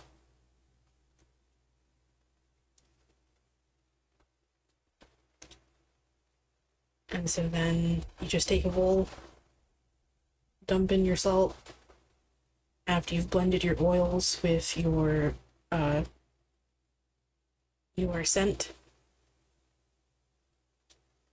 of choosing, you pour in the oil, mix it well, and then if you wanted to add your herbs essentially you can use to boost your ritualistic purposes, or also just make it feel kind of more like spa salts by adding in like some flowers and stuff. So the herbs and flowers part is where you can really customize it if you want to use it for like ritual purposes on top of like practical uses. Like I said, the recipe for that was like taken, like inspiration was taken from spell salts for that, because I also wanted it to be like very cleansing and soothing for my skin as well. So I wanted it to feel a bit more luxurious, which is why it was inspired by spa salts. But it's also like for ritualistic purposes, like I said. So it's based in practicality as well as like ritualistic purposes. Which is again why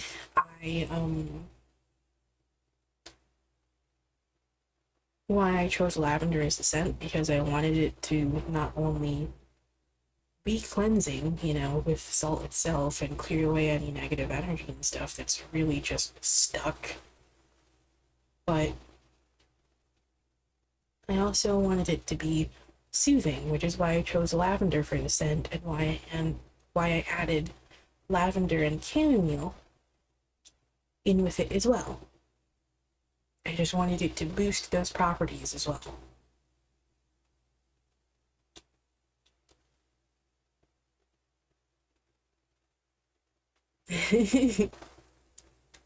But yeah, using that in the shower is fantastic, because you just leave feeling extra soothed and relaxed and extra clean.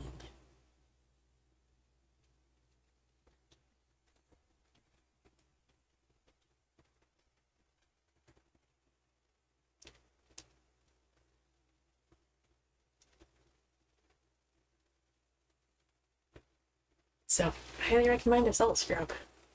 They're very nice.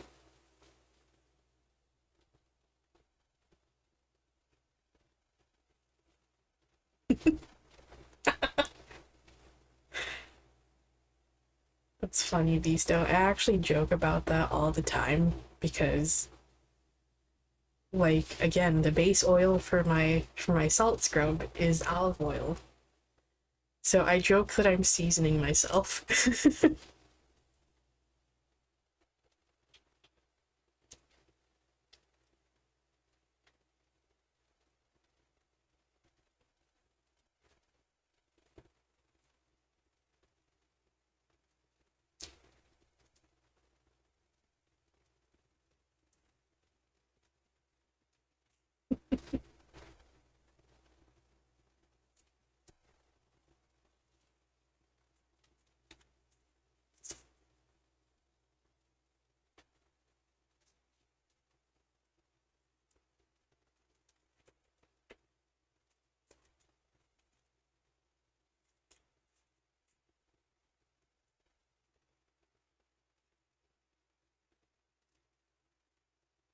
Okay. Anyway. uh, I would certainly hope not.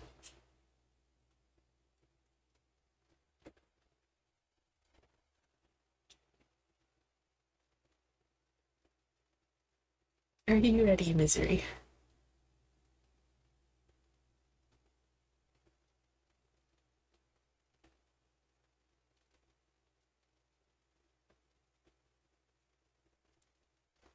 Okay.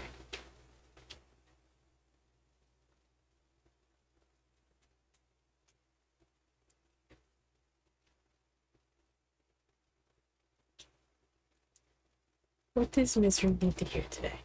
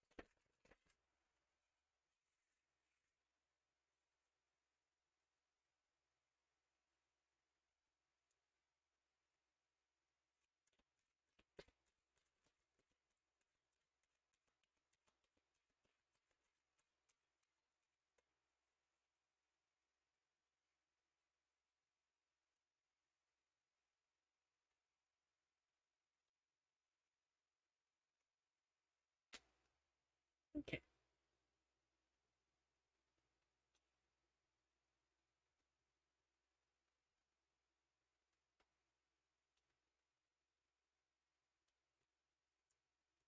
So you got the three of coins here.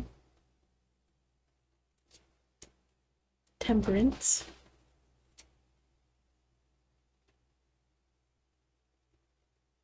Nine of swords. Seven of wands. And ace of coins. Um, so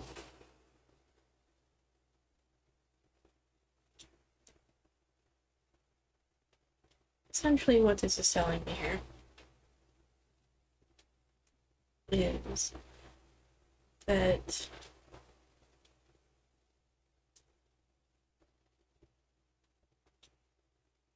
perhaps you need to be a little bit more patient with yourself as you're waiting for this growth here shown by these two cards. And as you deal with this intense anxiety and the negativity here,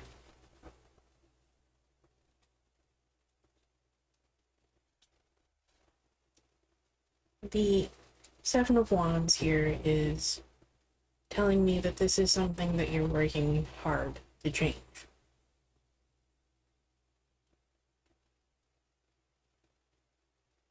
You just need to remember to be a little bit more patient with yourself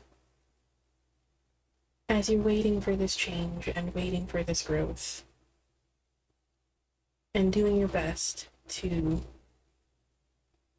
move away from these negative emotions here.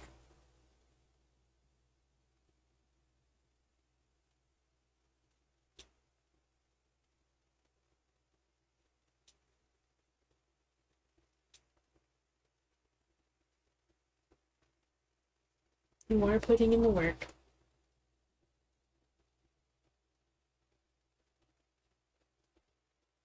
Just remember that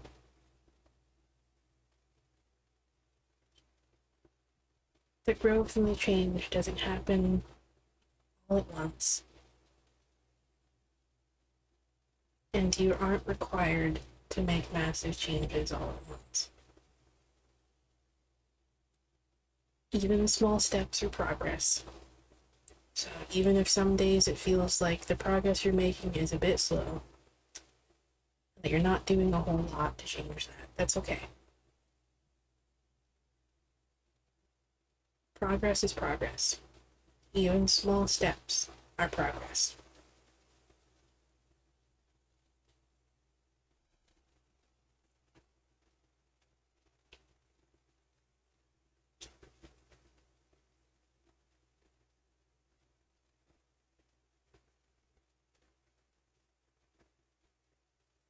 So just try to be a little bit more patient with yourself and a little bit more kind to yourself on the days that are a bit of a struggle.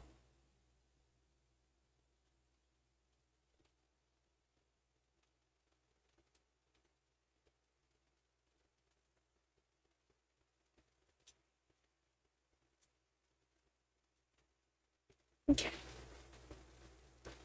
Let's see what your cards have to say here.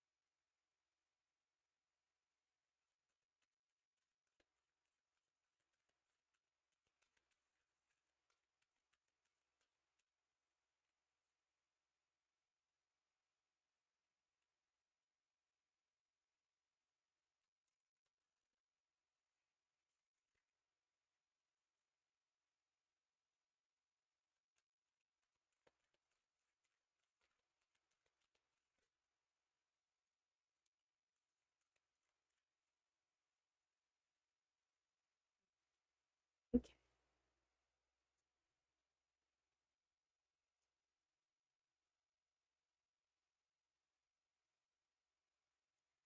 The card you got is the Great Gathering.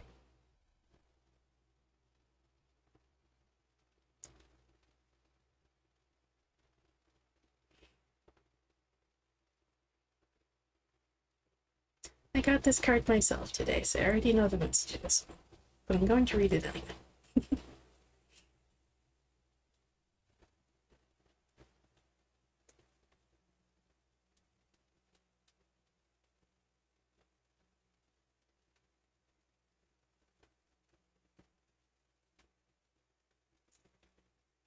You are being called to let your intuition move you physically. You are connected to a group of souls who are weaving a web around the planet. And as you travel and share your creations, something is rethreaded. This card is an acknowledgement that you are either being called to connect with others who are like you at a soul level, or that you already are. You are being called to gather groups of people, either by leading them or becoming a part of a group that can support you and your soul's personal mission. You are part of a group of souls who agreed to be here at this time in history to heal yourself, your ancestral line, and the planet. To raise consciousness so that we can continue to call this magnificent place home for eras to come. One of many consciously choosing to devote your life to something greater than yourself.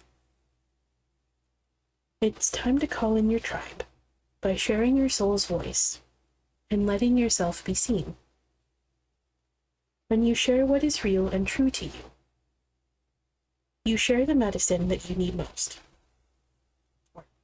When you share what is real to you, and you share the medicine that you most need, those who are like you will gather around you. You are your tribe. They are just like you. And just as you are longing and searching for them, they are longing and searching for you too.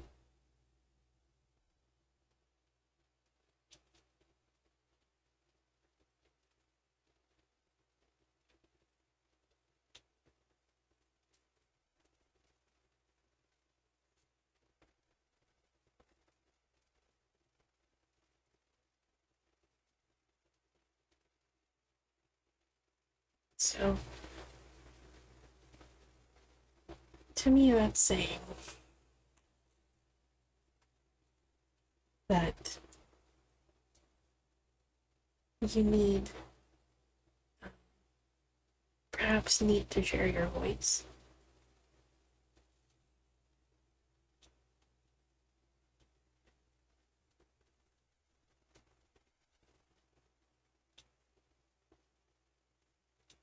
Doesn't necessarily mean needing to lead.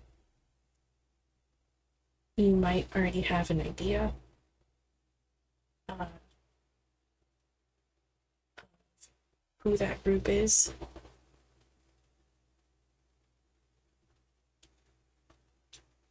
Yeah, that's what I was getting from that. Maybe a sign that maybe you need to share that.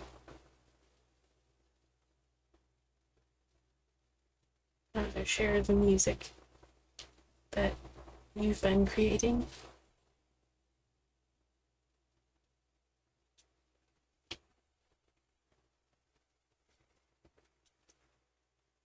I take that as a sign that you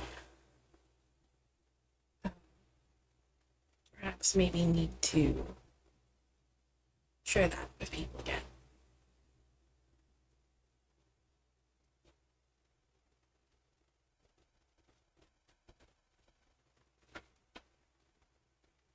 And also, you know, maybe the other side of that too is,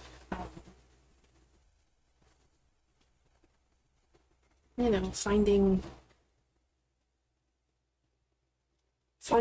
people that you connect with, people who are like you.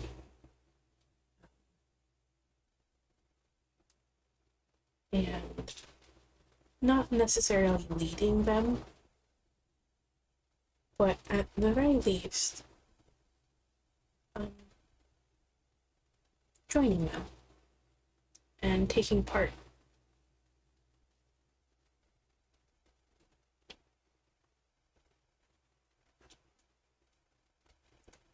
And perhaps, maybe you already have an idea of who some of those people might be, maybe.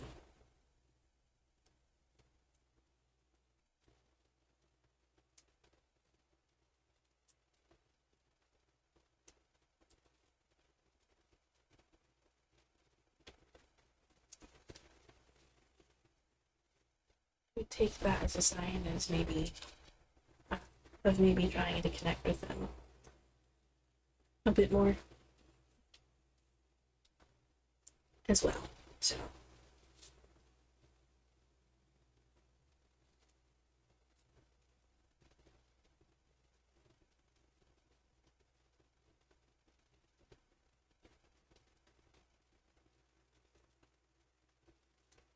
but yeah, how has the music been going? Anyway.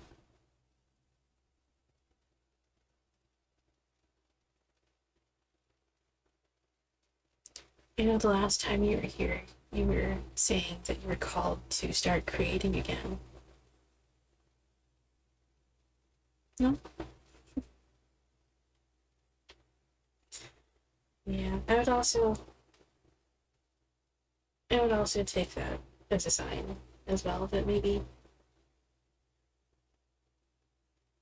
maybe it's time to start creating that again.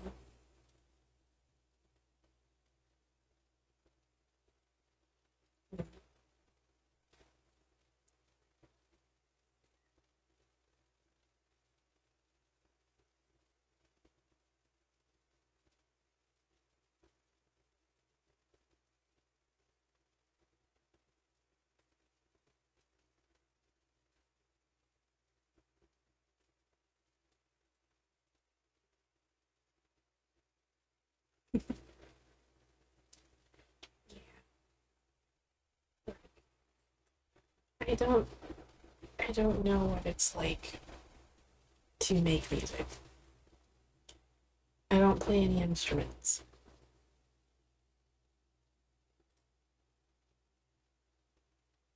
Though I do sing, but I don't write my own songs because I don't know how to play any. Um, I don't know how to play any instruments. But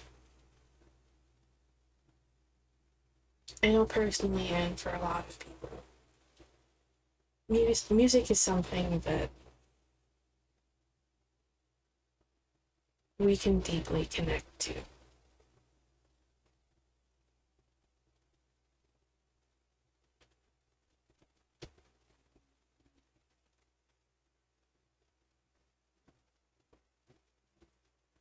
And at the same time, music can both tear the soul wide open and soothe it at the same time.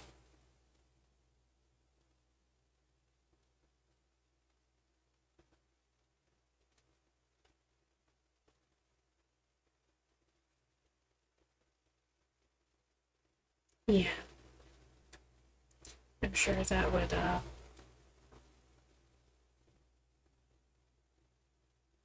I'm sure that would get very tiring very quick.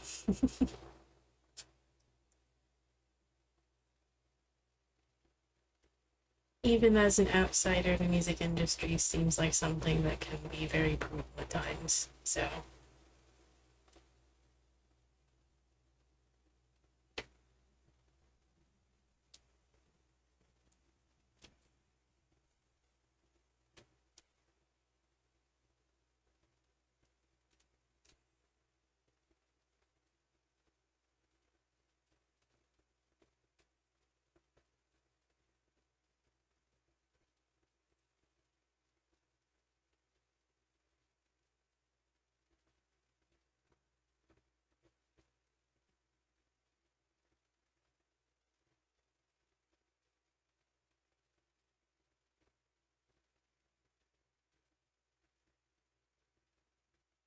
yeah,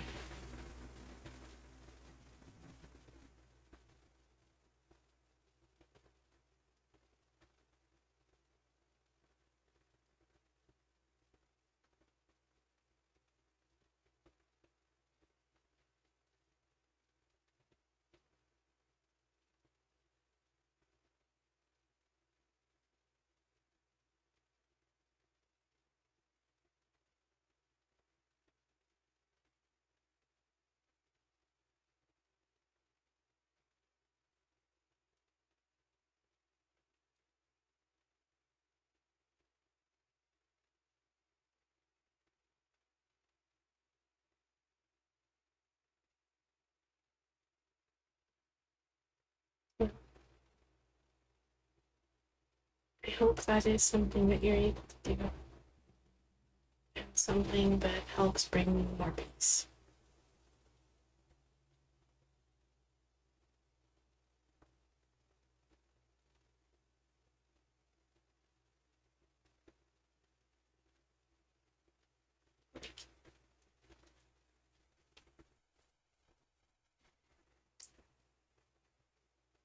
Personally,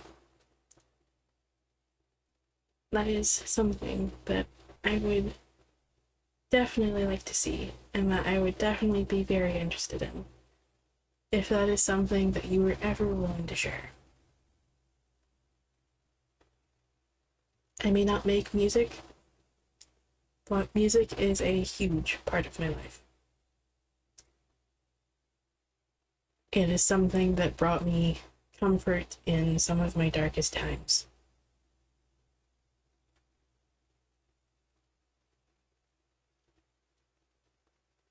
And something that I connected to very deeply. So, if you ever want to share it, it's something I would definitely be very interested in.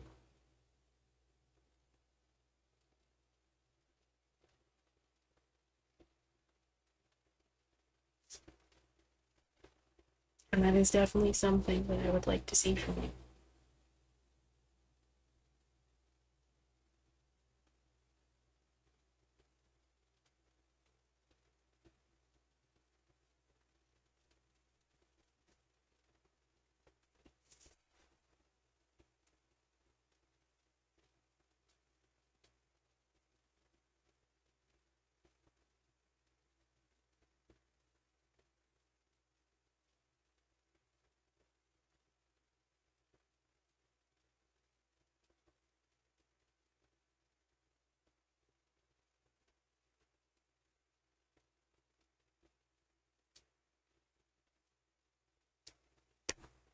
Of course, thank you for joining.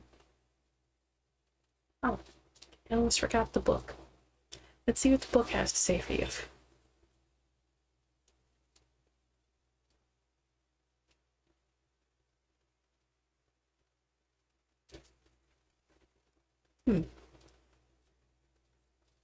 How fitting.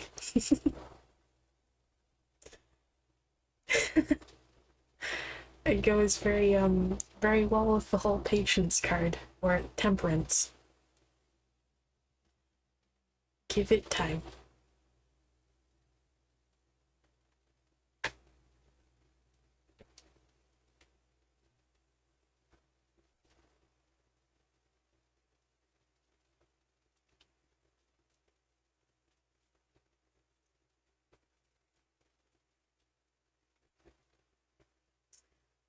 So, it will come. Just give it time.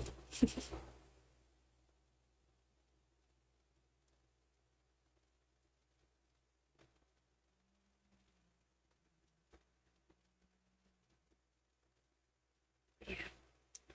I hope that helps. I hope that's something that you were able to begin again.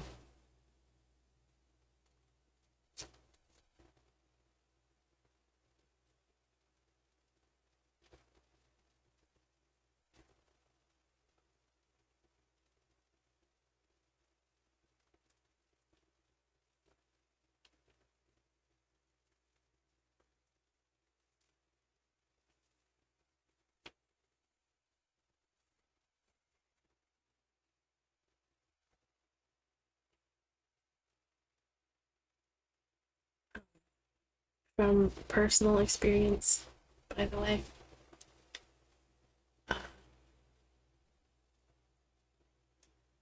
I will say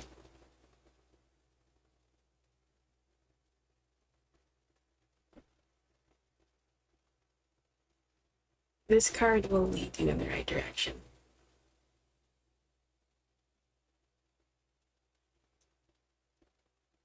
This card is what led me here.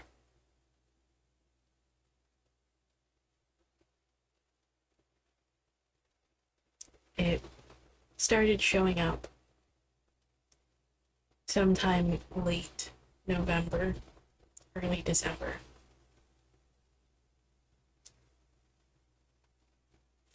It was something that I was afraid of at first because I knew where it was pointing me, because it was something that I was curious about.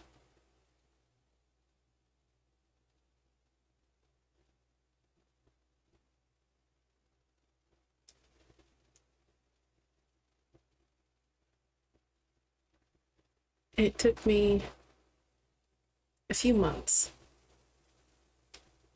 to eventually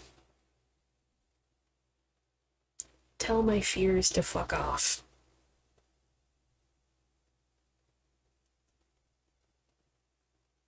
and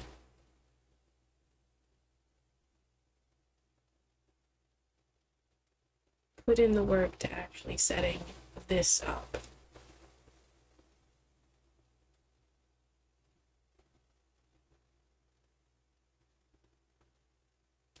So, but this card and other cards like it are essentially what led me here.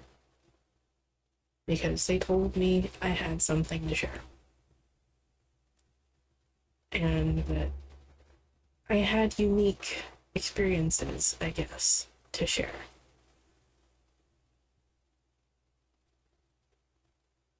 And like this card says, that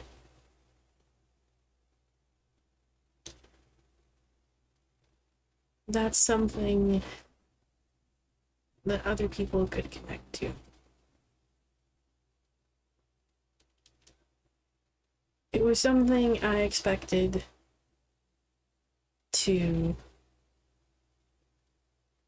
make very slow progress at.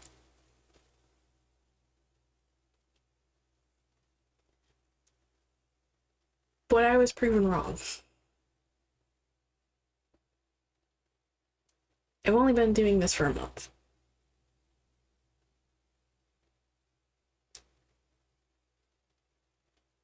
This is not where I expected to be in a month's time. I expected maybe to reach this point by maybe like a year.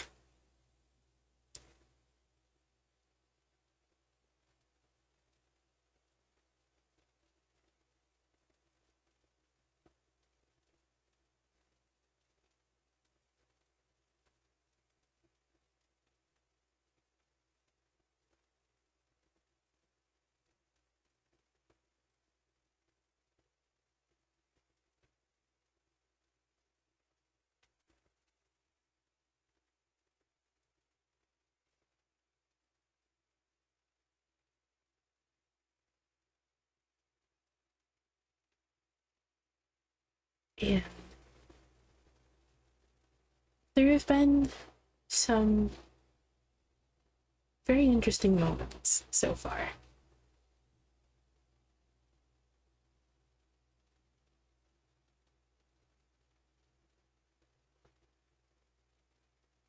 And rather than finding a lot of negativity, it's proven to be the complete opposite.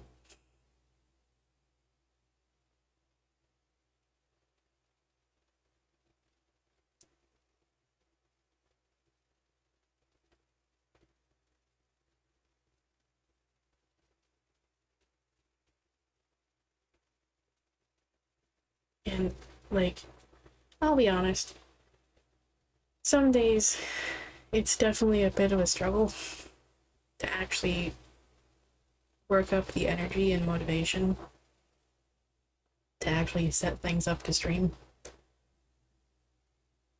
But I know that doing so will usually leave me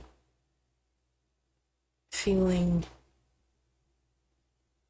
much better than when I started.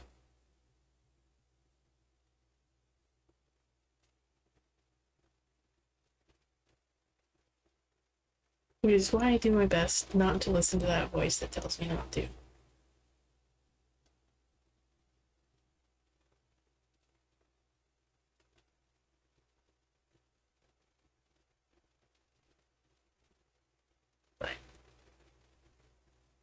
But there have been a lot of moments.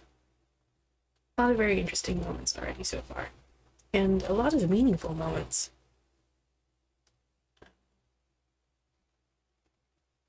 Where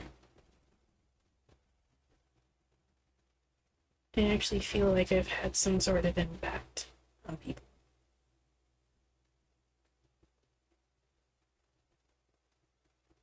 Which is, again, something I didn't expect right away.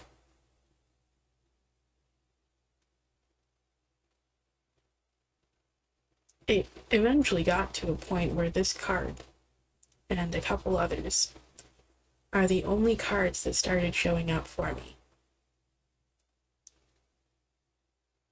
Because my guides were just screaming at me that this is where I needed to be.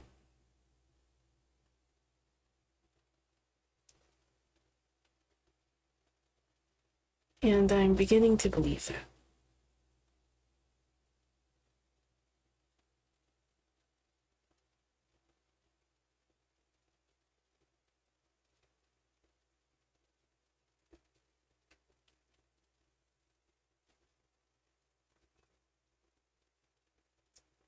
I may not have the greatest reach.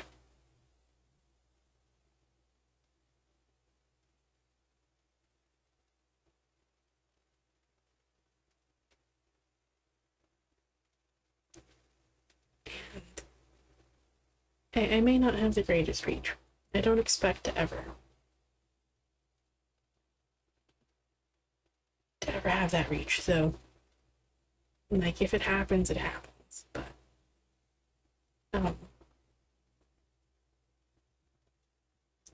if it doesn't, that's fine. That's not what I'm here for. Exactly.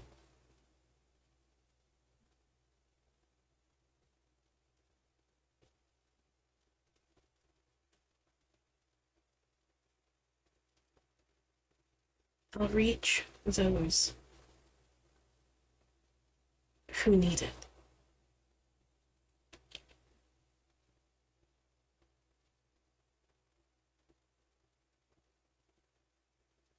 And that's all I care about.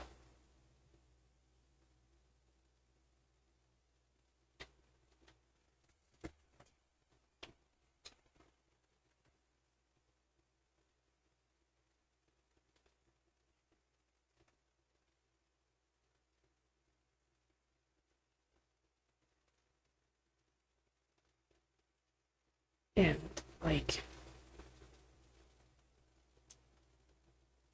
it's essentially something that my guides were telling me for months. They told me as well that, you know, this is also something that I could find success in, and that there was potential here to also support myself this way. But, like, I was talking about this last night, actually, or not last night. The last time I was streaming on Tuesday, I was talking about this, and about how, like, I didn't want people to think that's why I was here, which is why I don't have donation links. I do have a donation command, but it literally tells you that there's no methods available for you to, like, donate to me through currently. Because again, I don't want people to think that's why I'm here, because I'm not. First and foremost, I'm here to learn.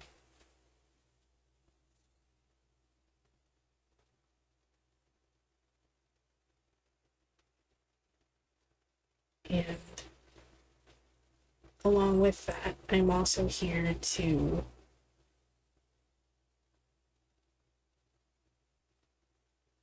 essentially share my voice with those who might need to hear it.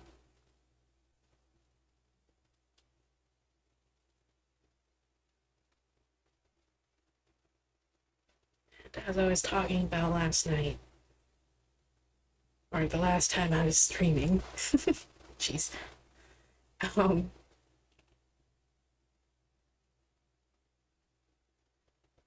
like, if eventually I get to a point where people actually do want to show their support in that manner,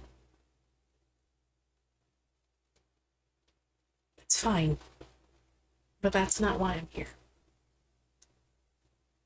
And really, if anything, the method that I would be, like, most comfortable with would be by creating a throne wish list. If you're unfamiliar with Throne's a platform that focuses on, like, privacy-oriented wish lists for creators.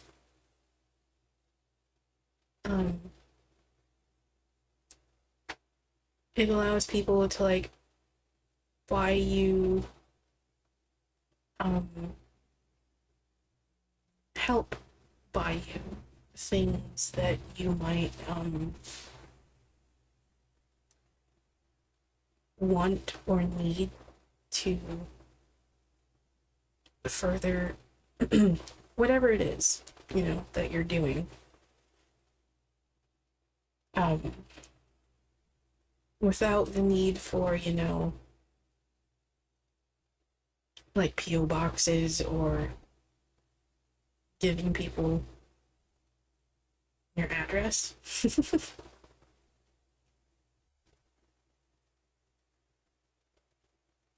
um, the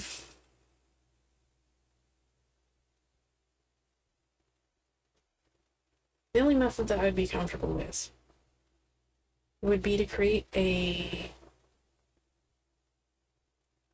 throne wish list that would essentially allow people who wanted to essentially contribute a couple dollars or whatever towards helping buy new decks for me to use. Mostly new Oracle decks. It was something that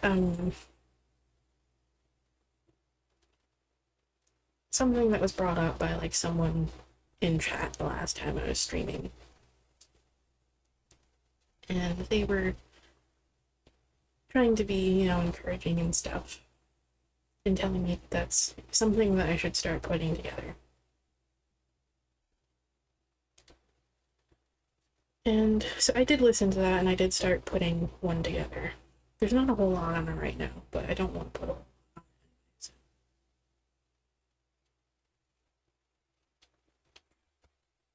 Plus, then I would feel more comfortable with that, because then it was, then it would allow people to, you know,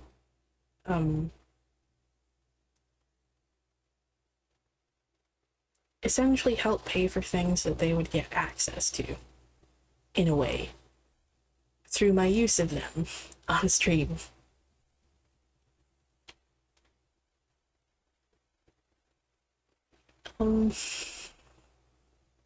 Yeah, I do. And also, yeah, Beasto, I understand that one.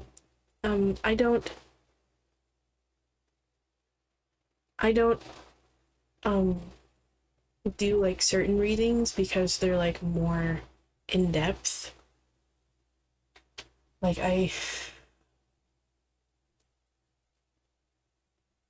don't really, or I'm not like super comfortable with them because they're a little bit more, they deal with things, you know, it's fine. If that's really something you want to do, again, you absolutely do not have to. If that's something that you do want to do,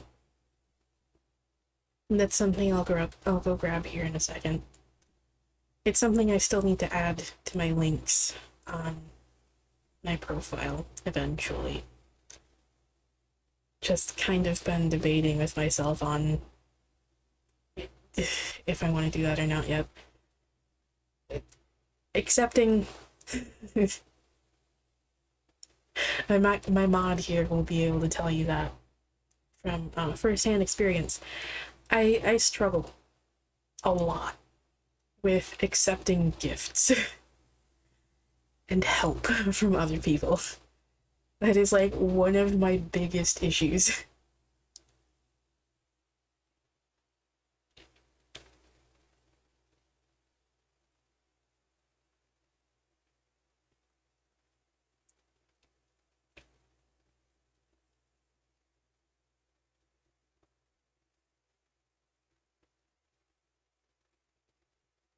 Very much so. But that's mostly because of my upbringing. I didn't grow up in a very good environment, to put it simply. I'm not really going to go super in depth about it because I don't want to make anyone uncomfortable. Um,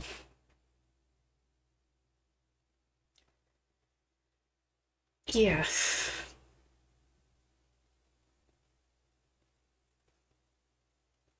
Um,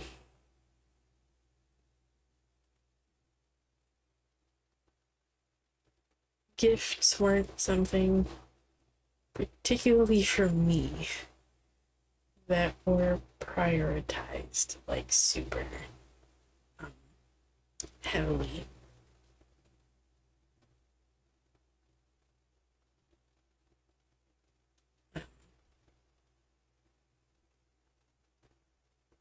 I I grew up very poor, and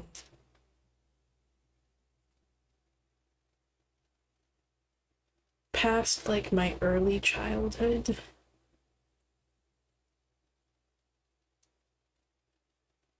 I didn't really get any gifts, even on my birthday or sometimes even on Christmas.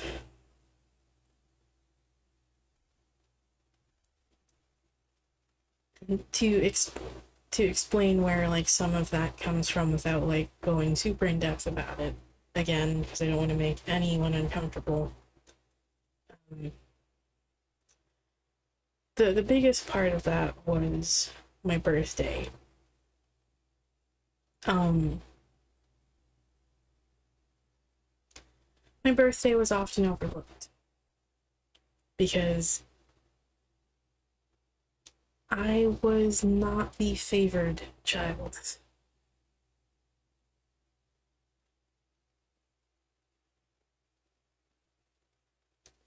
My sister got gifts. I didn't. So it was something that I just kind of learned to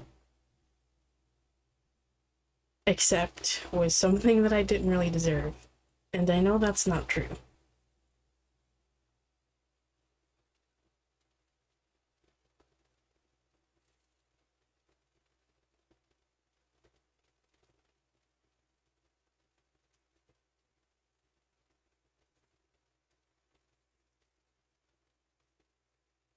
That's kind of why I struggle to accept gifts. Something I'm not really used to.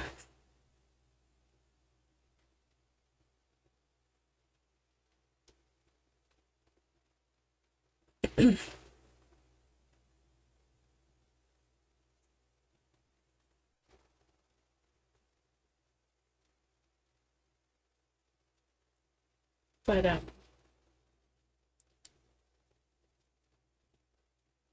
thank you.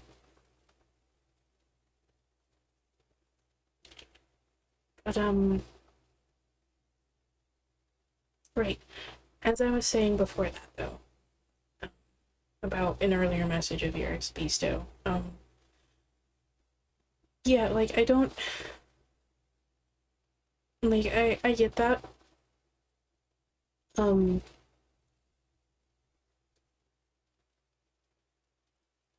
but like I do also understand that there is like a limit to how much energy someone can put into a specific reading. Because some of them can kind of get quite in depth, or they can be pretty involved, and those ones I understand charging for because they can take a lot out of you. Like, there's a reason I don't really do like super in depth like year ahead readings, particularly because the way that I do them takes a lot of time and a lot of energy.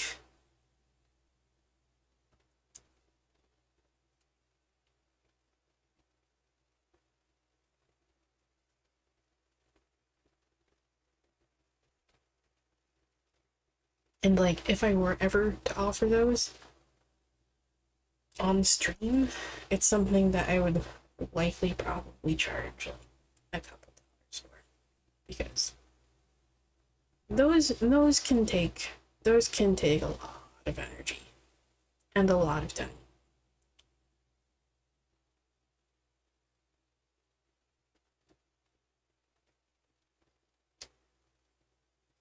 Though I'm more than happy to do like simplified versions of those. They're just probably not going to be like super super in depth.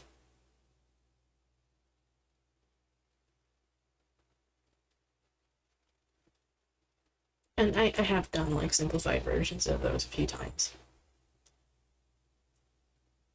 which I'm fine with.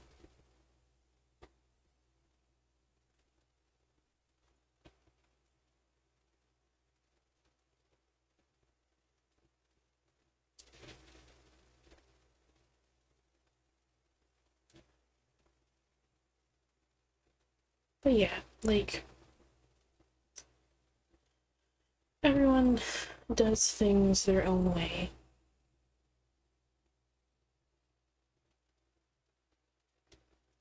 But I particularly um,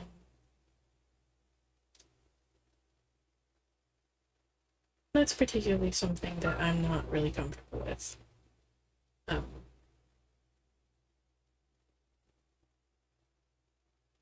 I don't want there to be an entry fee for things that I do here.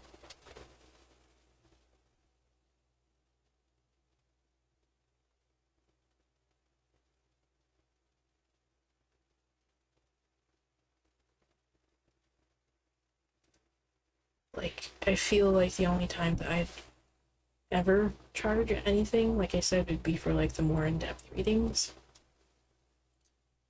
Or for if I ever get comfortable enough and get to that point, for people who want like private readings and don't want readings done on stream. Those would be like the only two cases.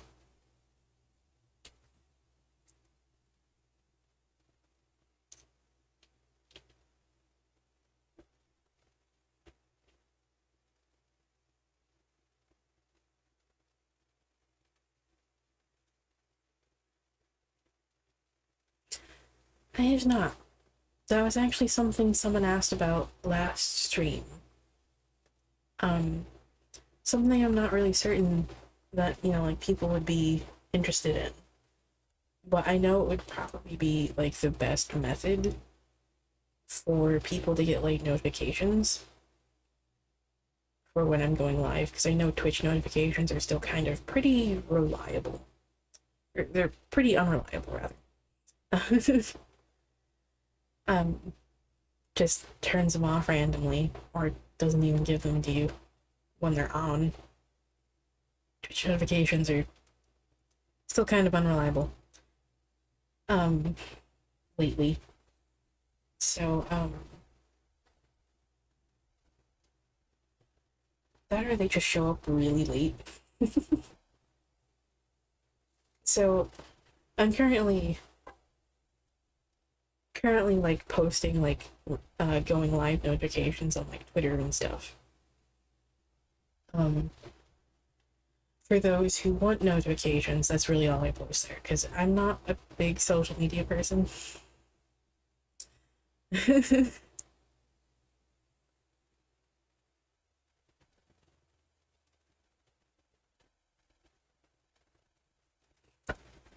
But I'm trying to at least use like Twitter to post like notifications about me going live, or like if I can't make a stream for whatever reason.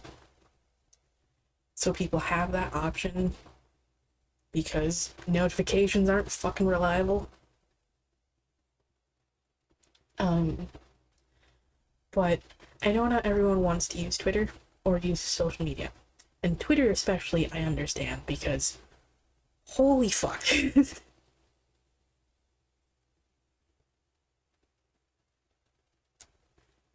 So, like, I know Discord would probably be, like, the best method for me to actually set up, like, notifications for that. But I'm also not certain that, you know, like, that would be something that, like, anyone would be interested in. But there's been, like, two people who have asked me about that now, so. Maybe I should make one. Plus, it would also give people another method to, uh, connect with me and other people in the community outside of streams. So,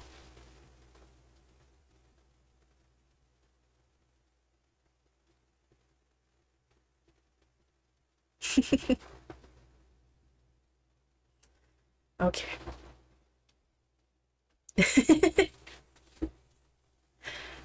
Well, thank you.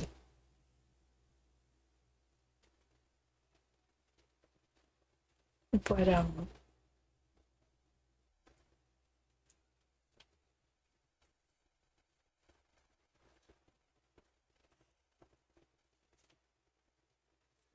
yeah, so probably time to start considering that, I guess. Plus, it would probably be the most, like I said, reliable method for actually like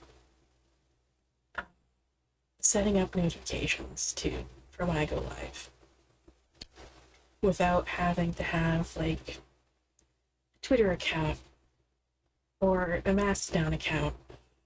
Like Mastodon would be so nice if it was more user friendly to people who aren't as, like, I don't want to use the word tech savvy because that sounds a bit condescending. But to just, your average like user.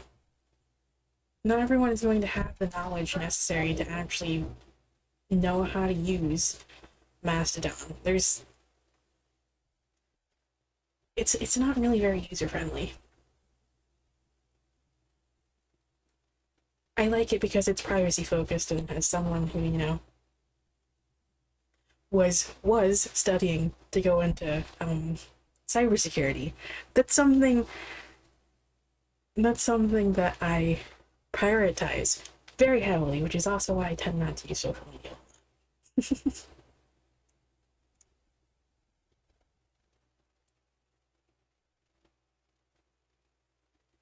So it's a shame that Mastodon just refuses to make it more user friendly because, yeah.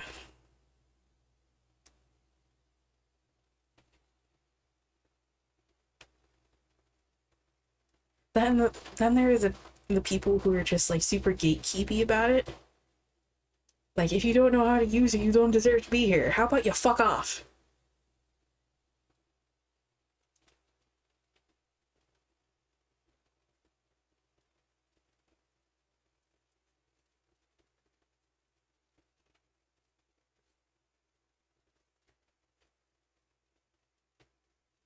Yeah, it's a social media that's been around for a few years.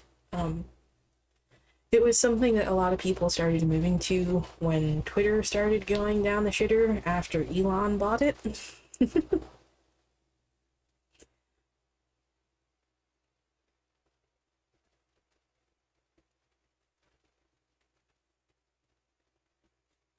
Not that Twitter was ever a very good place,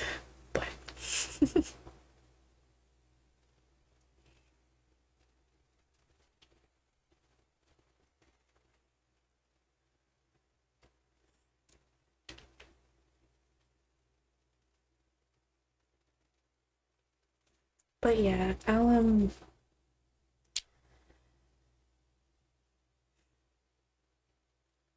try to get that started. The question is, I have no clue what I would even call the server.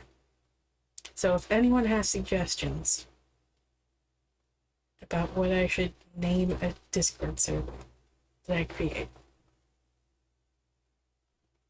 I have an idea, but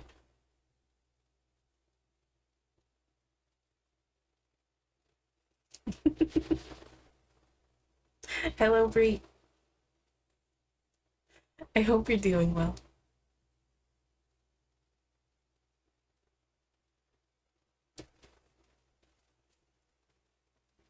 Also, just want to want to say, Bree, that I always love seeing your silly puns and jokes in the chats that you and I are often both in.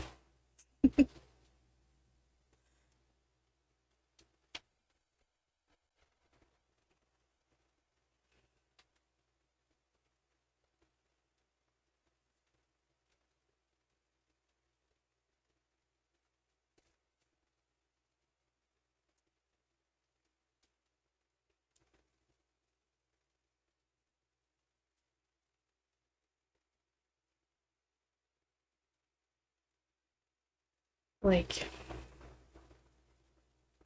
um, okay.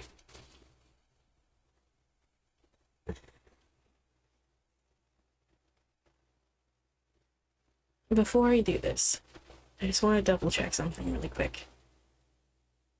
Lan, are you still there?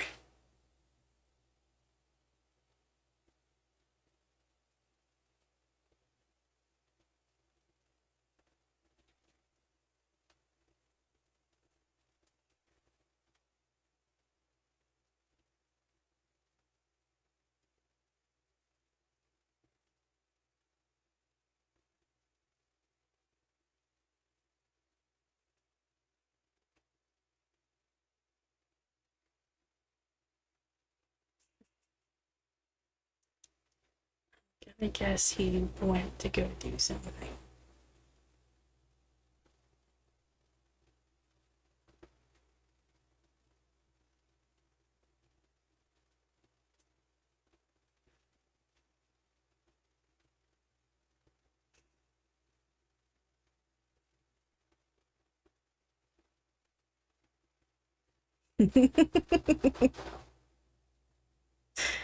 That's actually not a bad one there, Bree.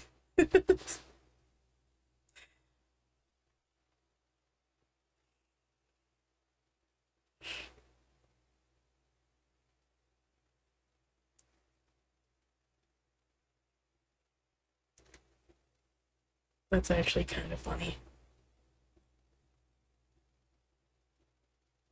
And fits kind of fits with like the origin of my username too. EVBot is a nickname that came about in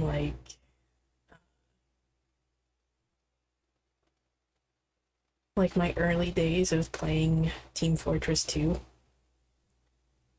because I was accused of being a bot a lot because people didn't like me when I played Sniper, or especially when I played Pyro.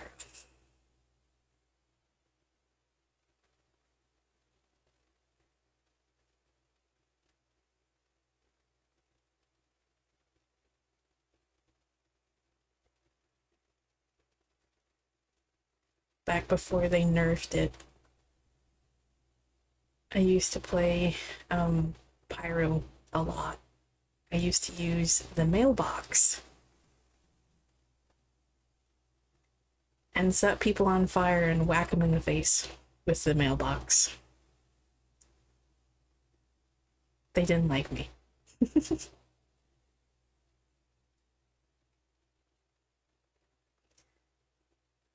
So that was a nickname that was given to me because of uh, because of being accused of being a bot so much. Eventually, people just combined my nickname, Evie, with bot, and Evie bot kind of became my nickname pretty much everywhere.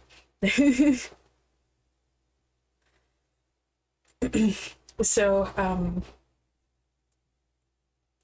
yep. that would actually kind of fit really well with my name. So I'll keep that in. I'll keep that in consideration, Bree. That's actually that's actually pretty funny.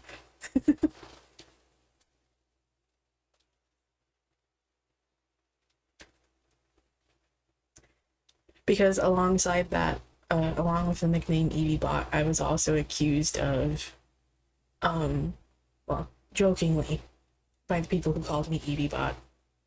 I was also jokingly accused of having minions. So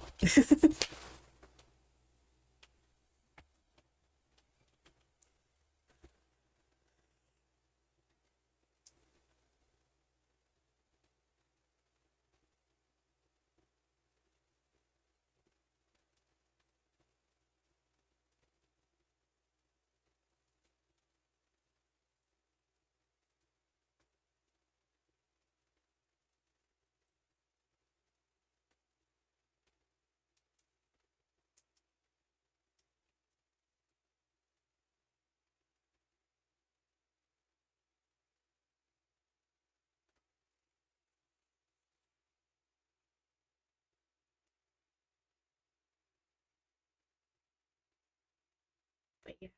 Um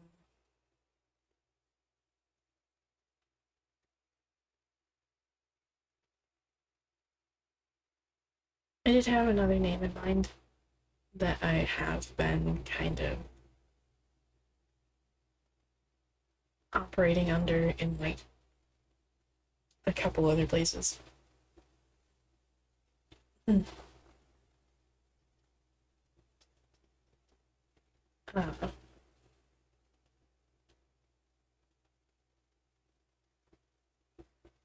Something else that's kind of become like a bit of a running gag and a joke is um so to give a bit of context first, my real name is Eva, or as it's pronounced in Spanish because I am half Mexican, Eva, which is the Spanish way of saying Eve.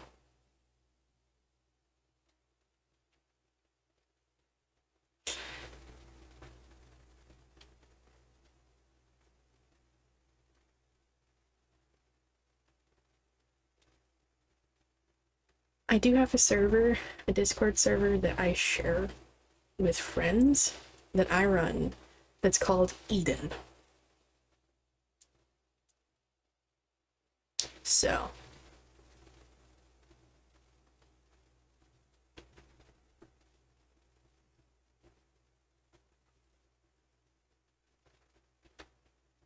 I'll give you one guess as to what my partner's name is and why that's a running gag.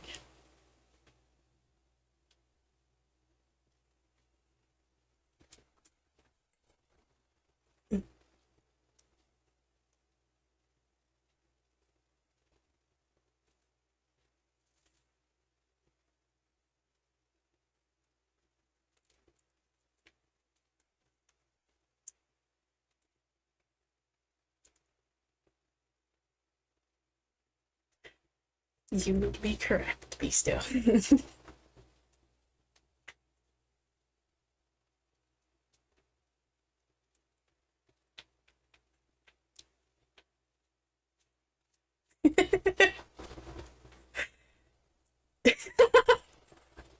Bree, that one's awesome.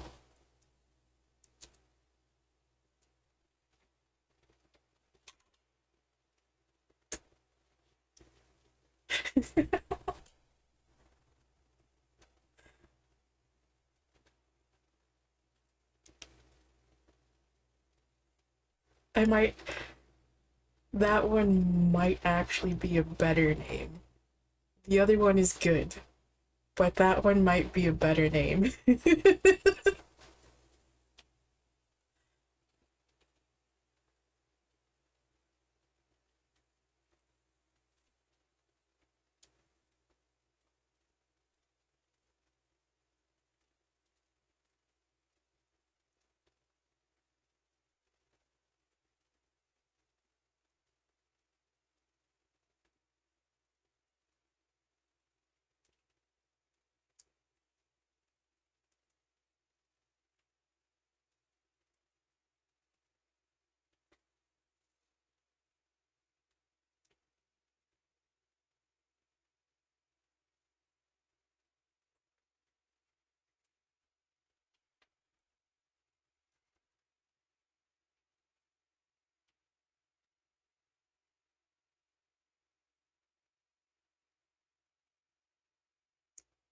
But yeah,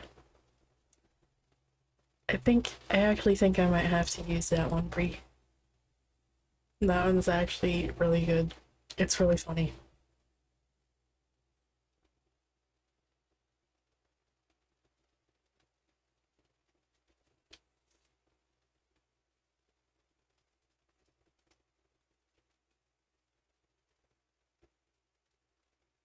Yes,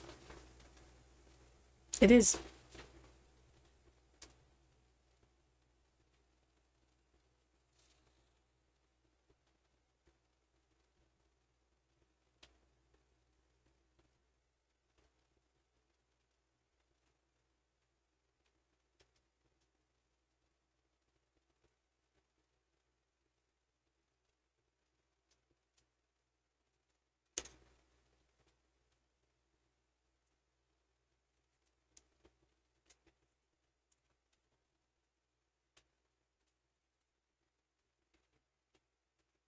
It most certainly is.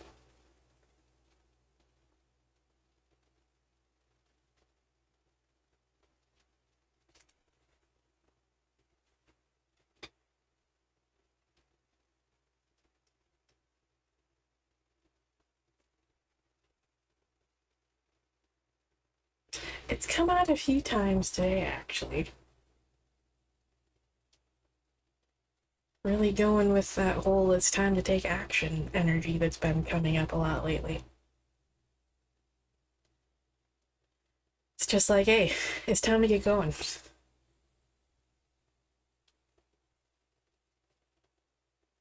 Though, in the case of this particular reading, like I said earlier, this one was more of a confirmation that, hard work is being put in. At least that was the feeling that I got of it anyway. But yeah. It's supposed to be a leaf, but yes.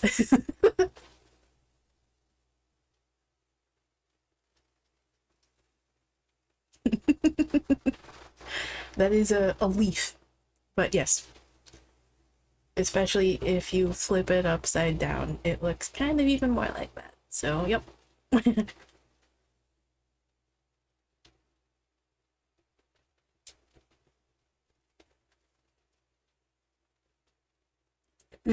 But anyway, um, yeah, let me grab you that link really quick, Misery. And I'll try to remember to create a Discord server before next stream on Saturday here.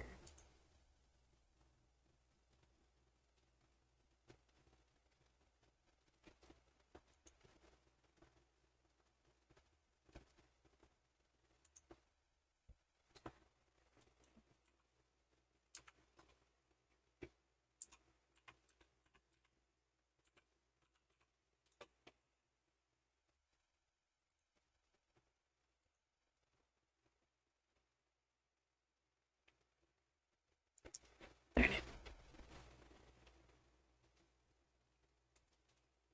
of course.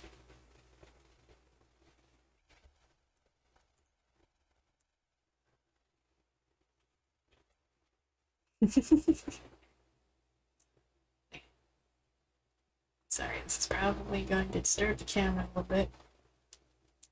Because my camera is my phone, unfortunately. I need a need a code from my phone to sign in.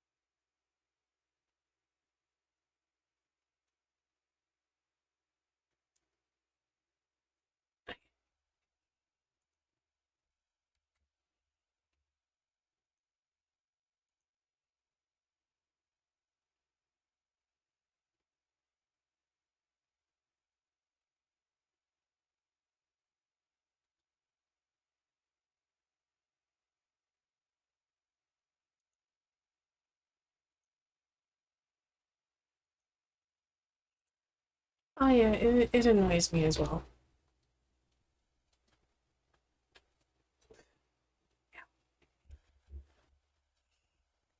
Particularly the ones that always need you to just use a code every time you sign in.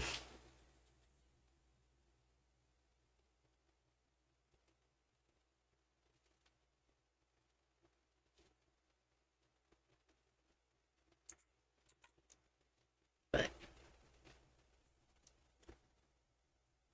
this is the link, since you are curious, misery.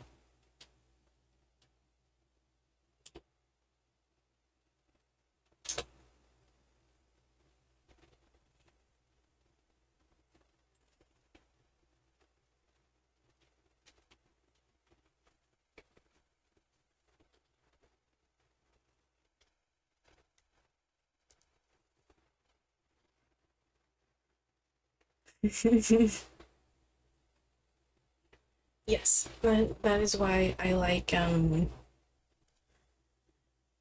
encrypted password vaults. Um, by the way, do not recommend LastPass. Avoid them at all costs.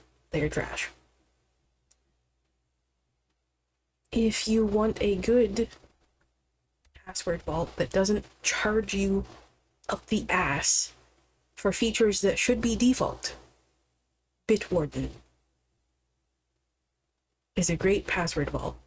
And there's an extension for every browser in existence and a mobile app on your phone that you don't have to pay for, because apparently that's a thing that you need to pay for. If you want to use a shitty service like LastPass, there should be a default, not a premium option.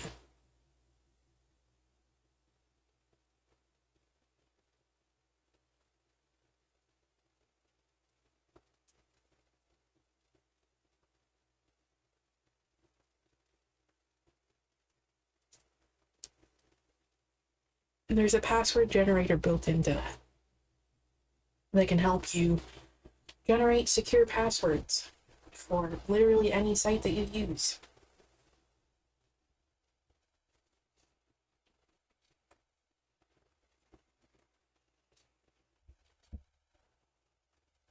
Yeah.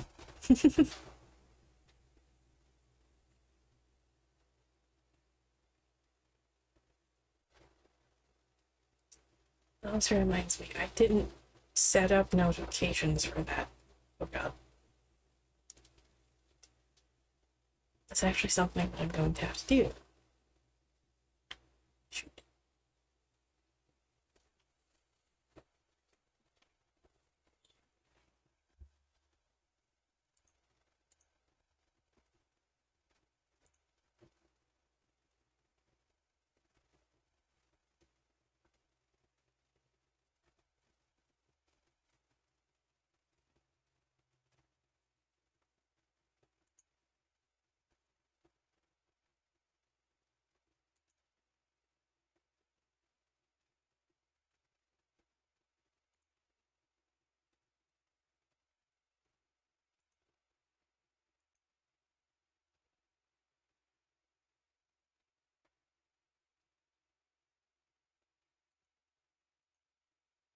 Oh, no problem.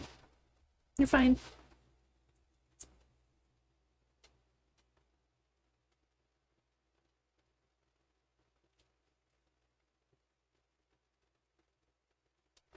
But yeah. Anyway,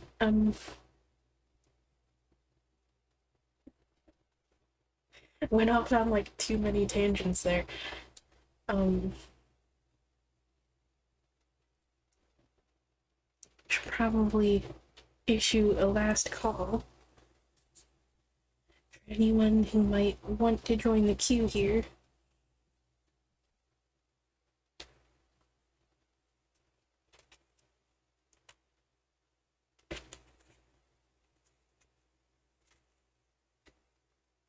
So, if anyone wants to join queue,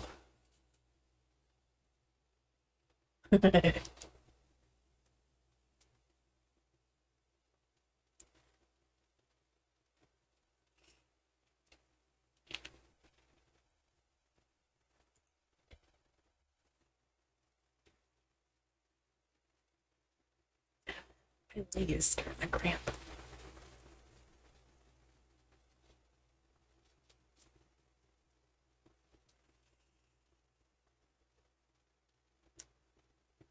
Sure. Tarot deck or oracle deck or the book even.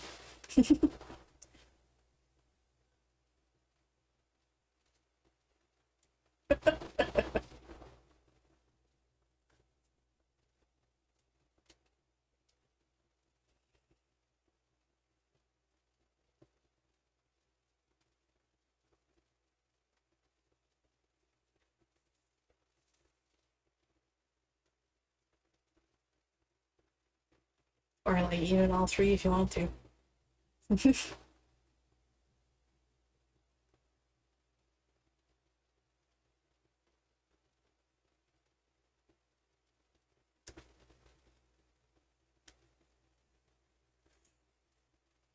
um,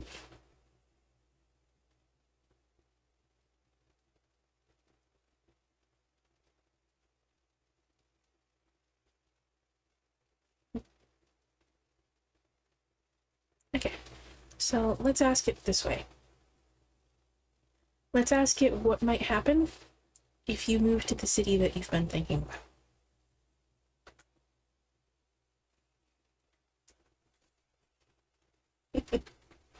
You're fine, Beasto.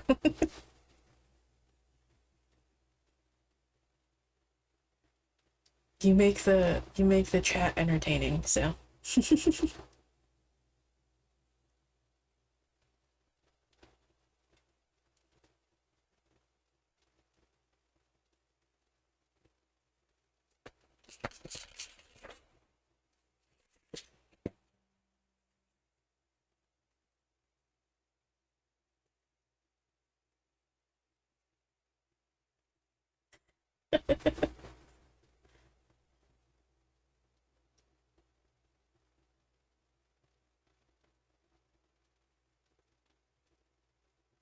I actually live like a few hours from Chicago, so.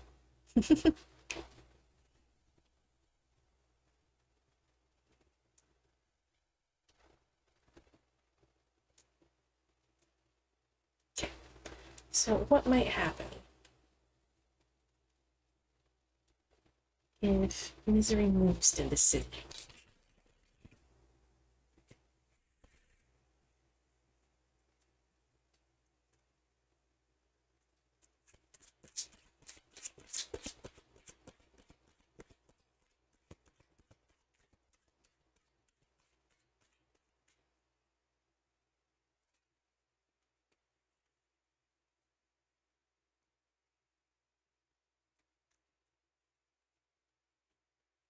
Oh, nice.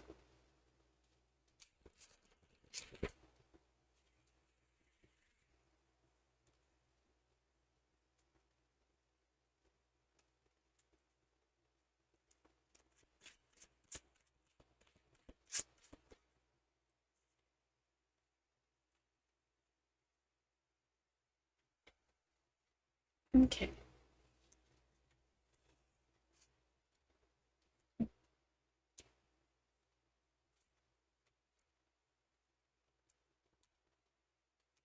Okay. So you got the Seven of Swords reversed, the King of Swords, and the Seven of Coins reversed. So, to me, this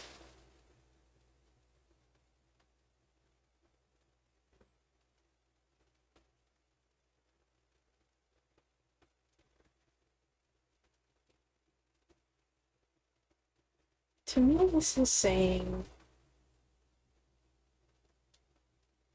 that this might be like a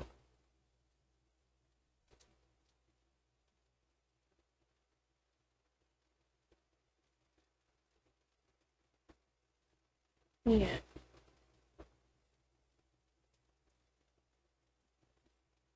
To me, this is like a maybe. I would say visit it first and see how you feel. Um,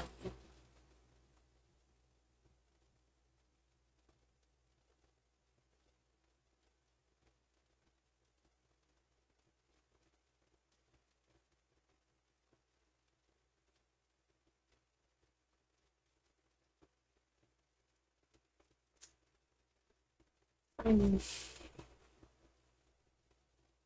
yeah. The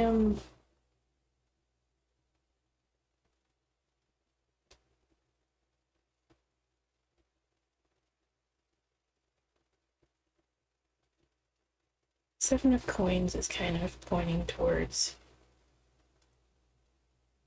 potential delays and like short-sightedness, particularly as it comes to mind. The King of Swords, though, is telling you to remain true to yourself. Um,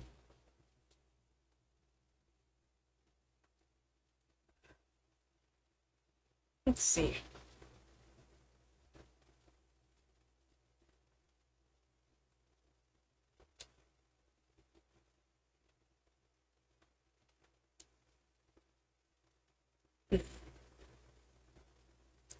Seven of Swords is the one that's actually kind of confusing me a little bit.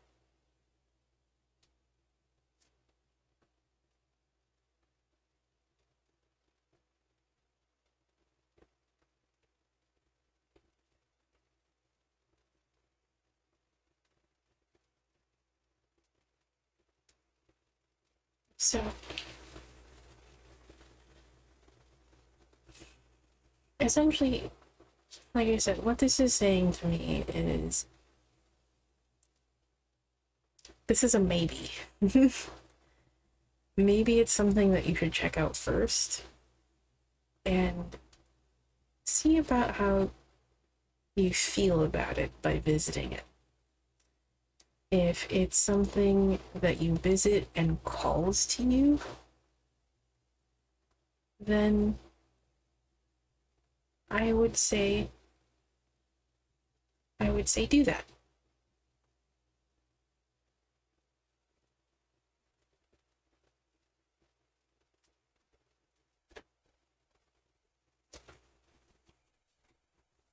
The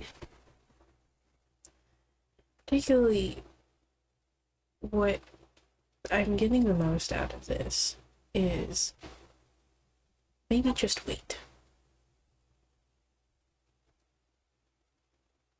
And again,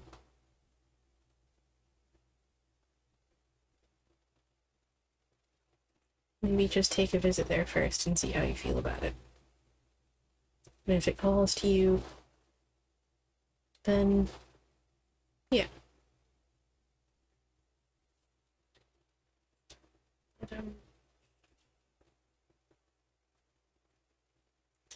let's let me ask the let me ask the Moonology deck what it has to say about this. So the messages in the Moonology deck are like very straightforward. Yeah.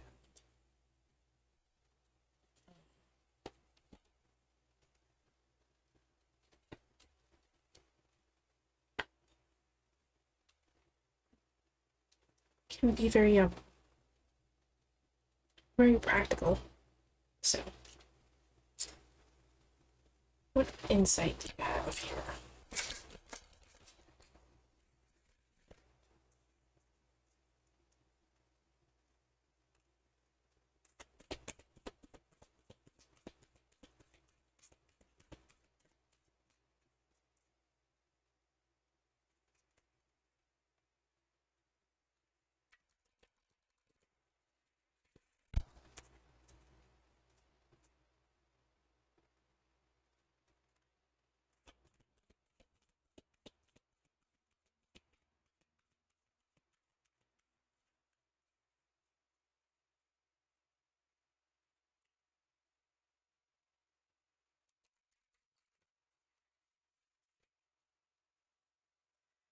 Rick just feels so camera shy lately, even though it's not even on camera.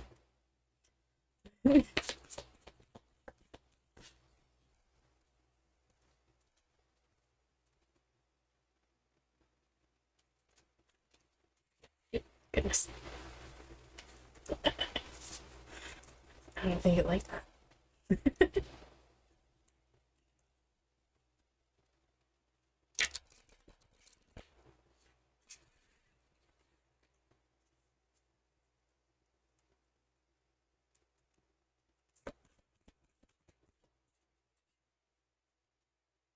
Yeah, okay.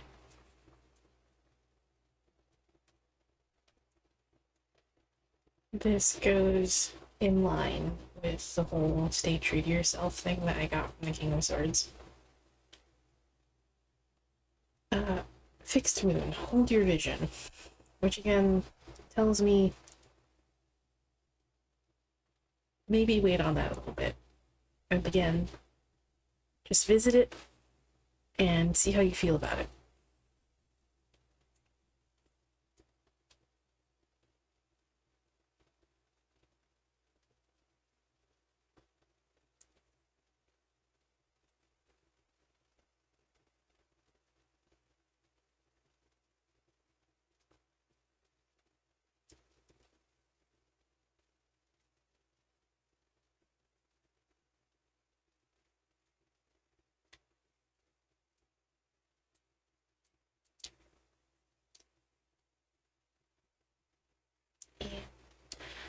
Let's see if there's any extra insight that the book will offer here.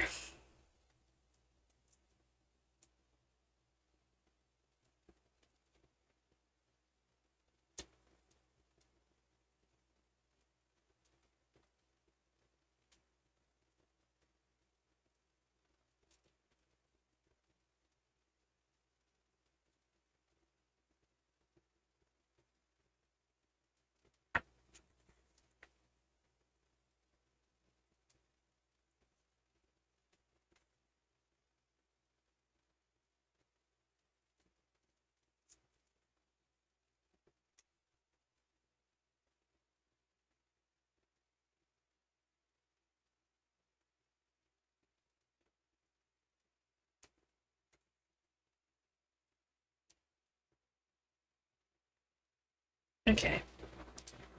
So, that's interesting.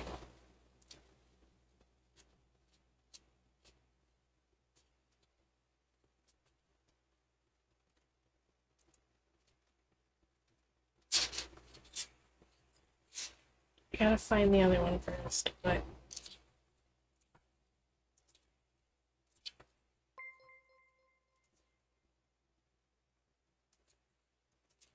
oh.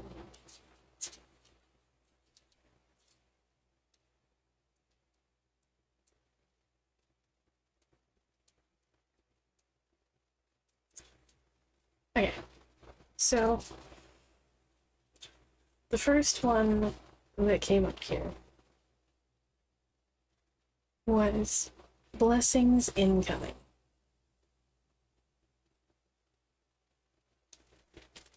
So it says here, when you bless your blessings, you magnify them.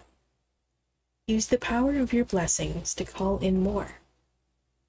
You will need 2 cinnamon sticks, yellow string or wool, a candle, matches, or a lighter. Take 2 sticks of cinnamon and some yellow string. Tie the string around the center of the cinnamon sticks and knot them together, with the knot facing towards you.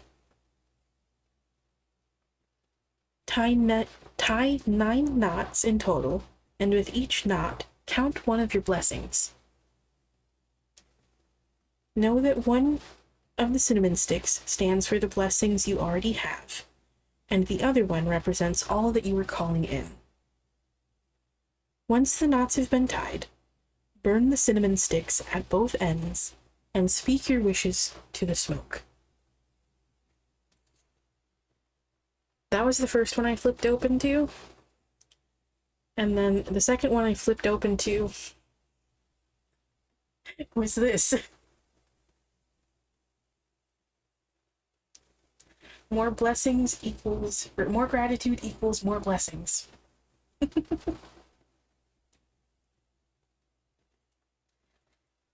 um,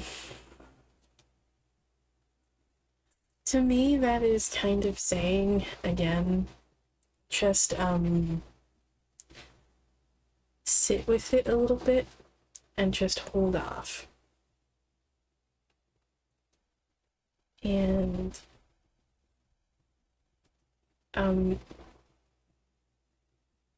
making sure to just put that like positive energy out there, and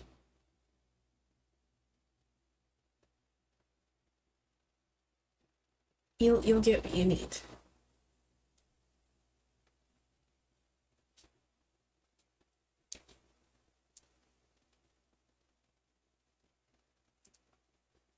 If you want a picture of that, if you want a picture of that little spell, I can send one to you shortly.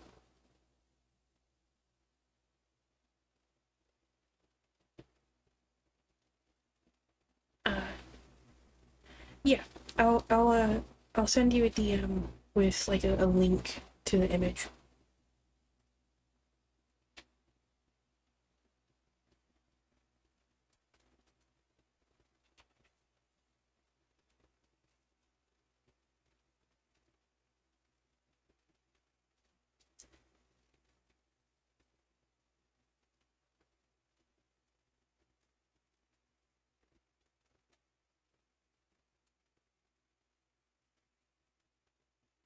So, hello, princess.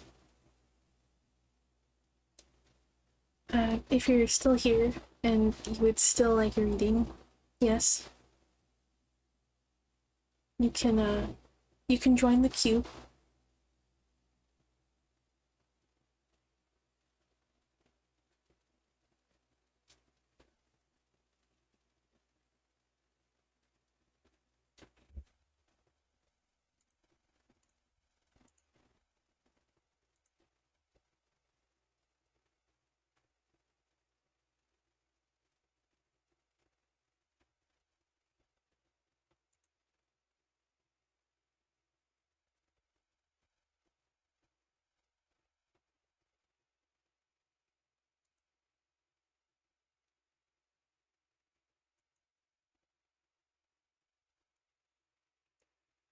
But yeah, so essentially just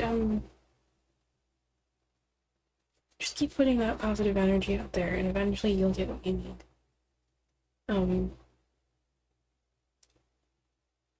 Essentially what that's telling me is there's something bigger coming in the future.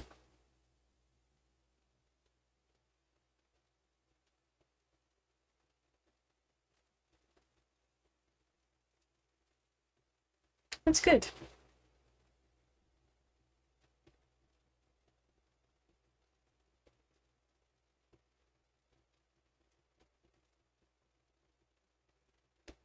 But yeah, essentially that's telling me that there's something else coming in the future. Maybe something you need more, or maybe some insight about the situation there. So, for now, if you're still curious about it, I would go ahead and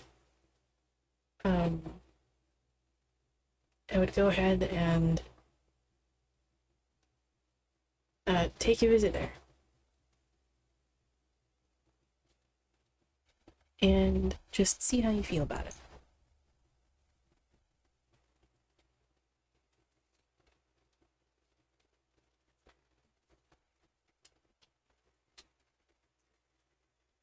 If the energy of it feels off, I guess then you have your answer. If you like the energy of it, then maybe that's something you should do.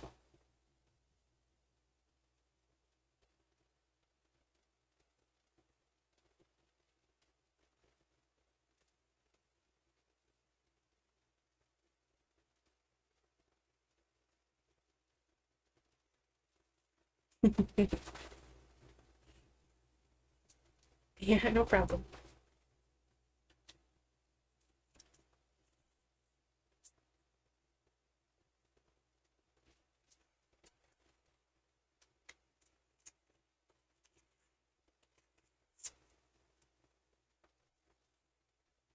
I just put that card in the wrong deck. Put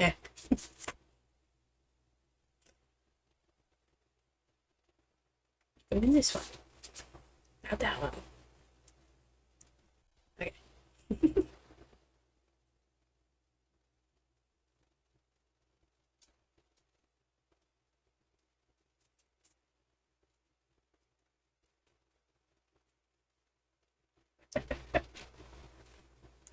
I just was not paying attention. I was very absent-mindedly just placing the card back in the deck that I thought it belonged in.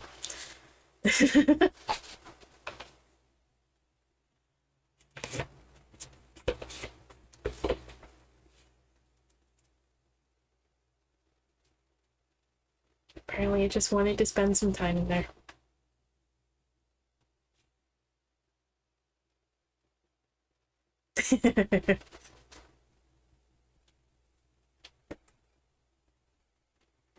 Okay. And so with that, time to close out with a collect.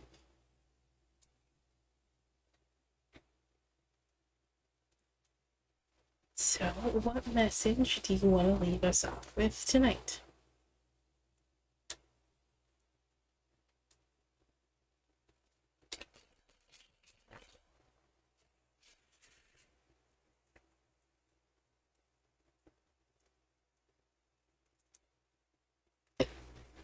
Oh, not the random hiccups, no!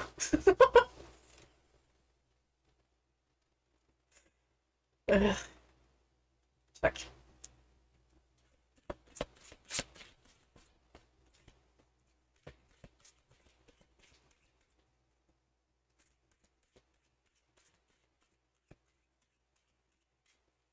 Body really is just telling me, like, hey, it's time to get winding down here.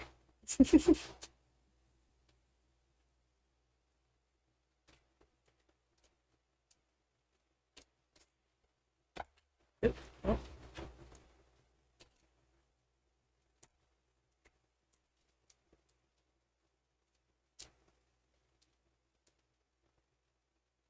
Okay. So we got the Knight of Wands here. The Fool.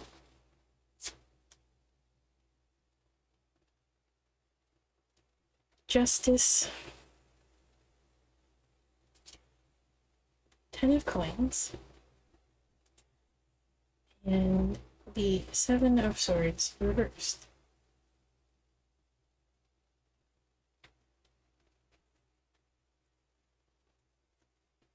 So,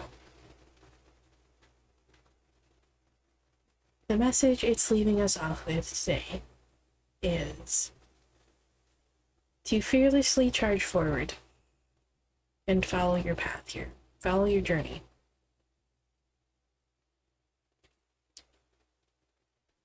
the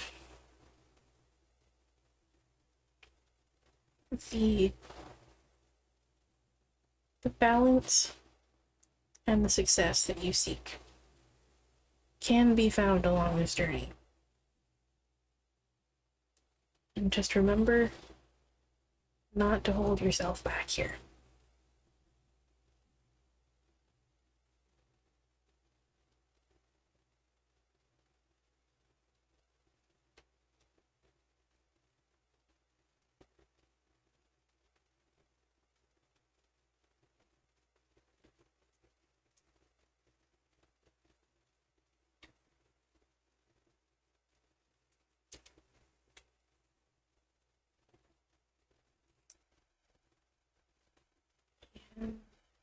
See what the Oracle deck has to say.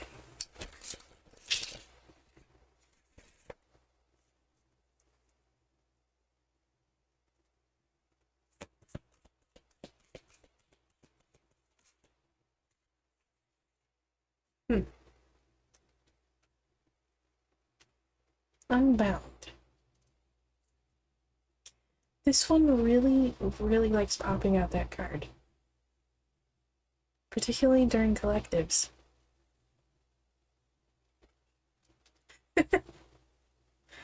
I just realized this card has the fucking same energy as the Abandon card from the Empyrean. This is this deck's version of Abandon.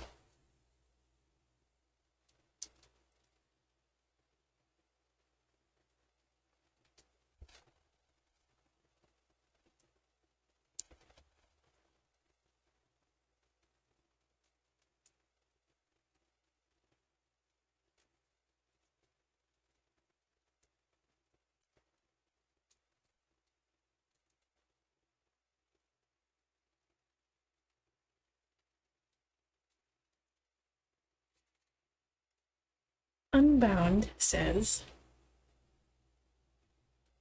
it is time to release old soul stories that have been playing out in your life.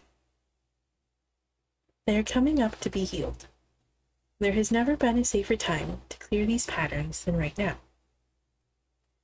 Take a look at these patterns in your life that you are ready to release. Ancient vows and contracts that your soul made that have an expiry date. It could be a vow of silence, or chastity, or poverty. It is time to unwind from them. This is the life in which you free yourself from trauma of lives past. What old ways of being have an expiry date? When you name them, you claim them, and they stop holding power over you. When acknowledging these old patterns, it is also important to acknowledge how they have served you up until now.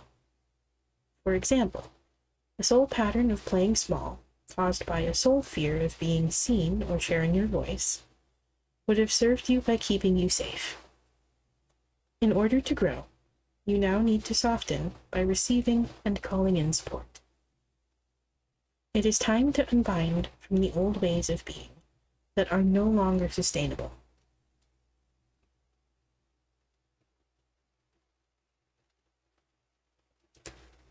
And for those who are interested or so inclined, the thing I like about some of the cards in this deck is they also come with a little mantra or affirmation that you can repeat to yourself to kind of help you embody the energy of this card.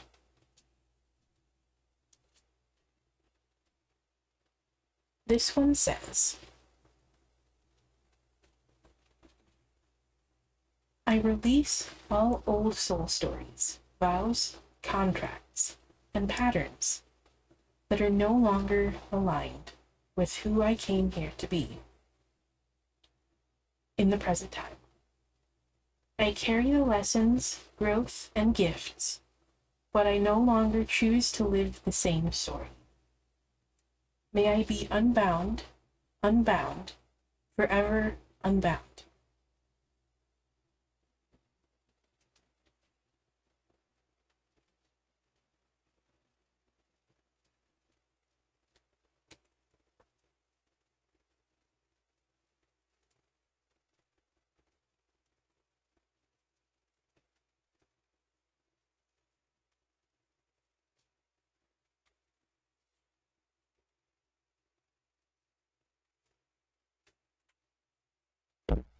Oops, sorry.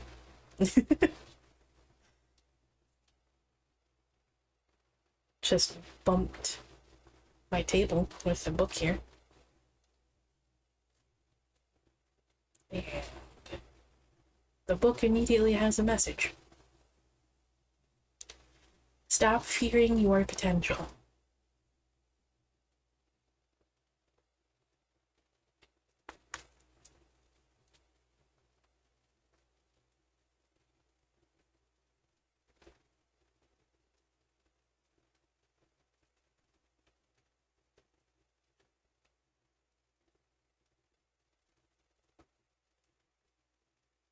So, hope anyone needed to hear that message.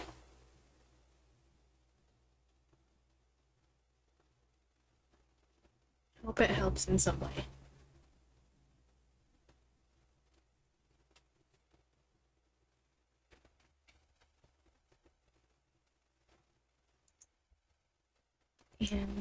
with that, it is unfortunately time that I call it here. I need to go get some food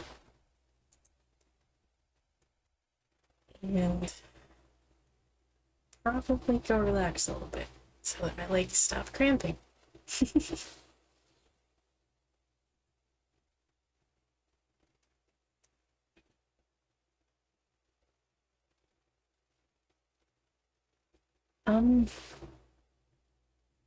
Probably some lasagna.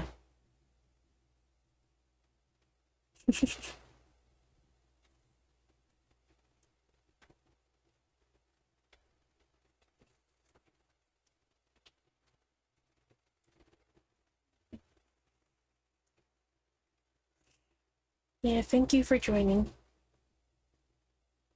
It was nice to see you again, Misery.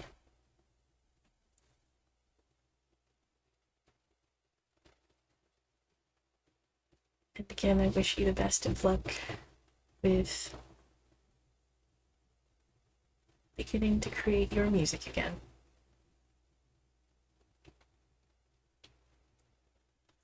And like I said earlier, I'll start working on setting up a Discord server. So, I will work on that later tonight.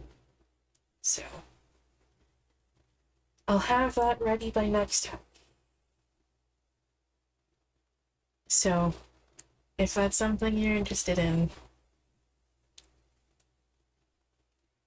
and if it's something that you're able to do, maybe try to make it to next stream if that's something you're interested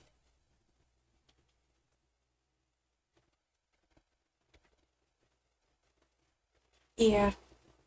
Like I said, I already run like my own Discord server for like friends and stuff, so I already have experience with that. It won't be a problem.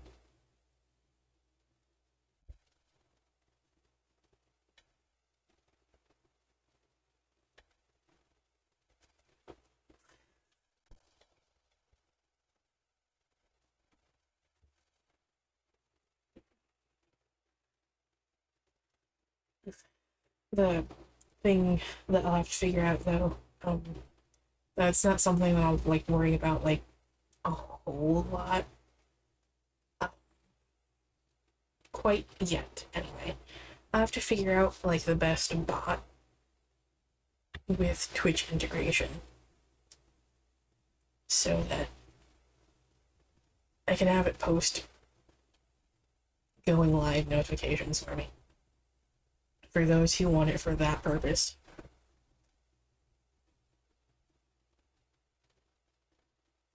But yeah. So I'll get working on that, and I'll do my best to have it ready by the stream on Saturday. So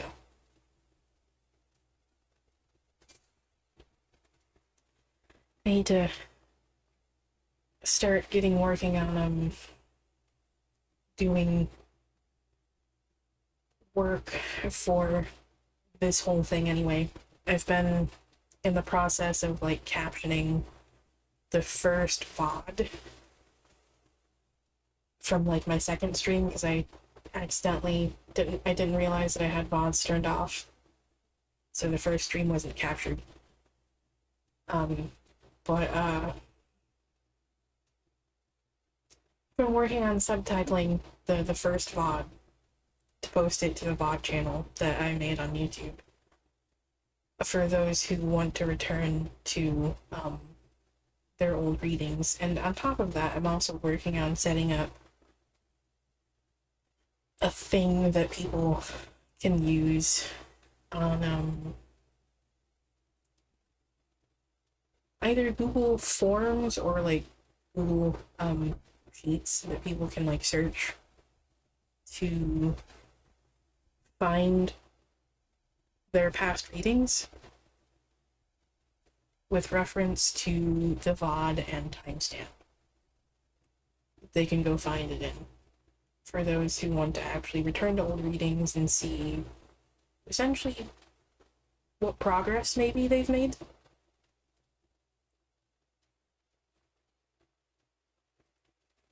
So, I haven't done a whole lot of work on that lately mostly because I've been feeling pretty shit. But, yeah. That energy seems to have finally disappeared. So, time to get going on that again. But anyway, um, with that, it is time for me to call it here so I can go get some food and go relax so my legs stop cramping. So, thank you all to anyone who joined, anyone who was present here, whether you joined queue, interacted in chat, or were just lurking in the background. Thank you for sharing your time. And thank you for being here. And I hope to see you all again sometime soon. But bye for now.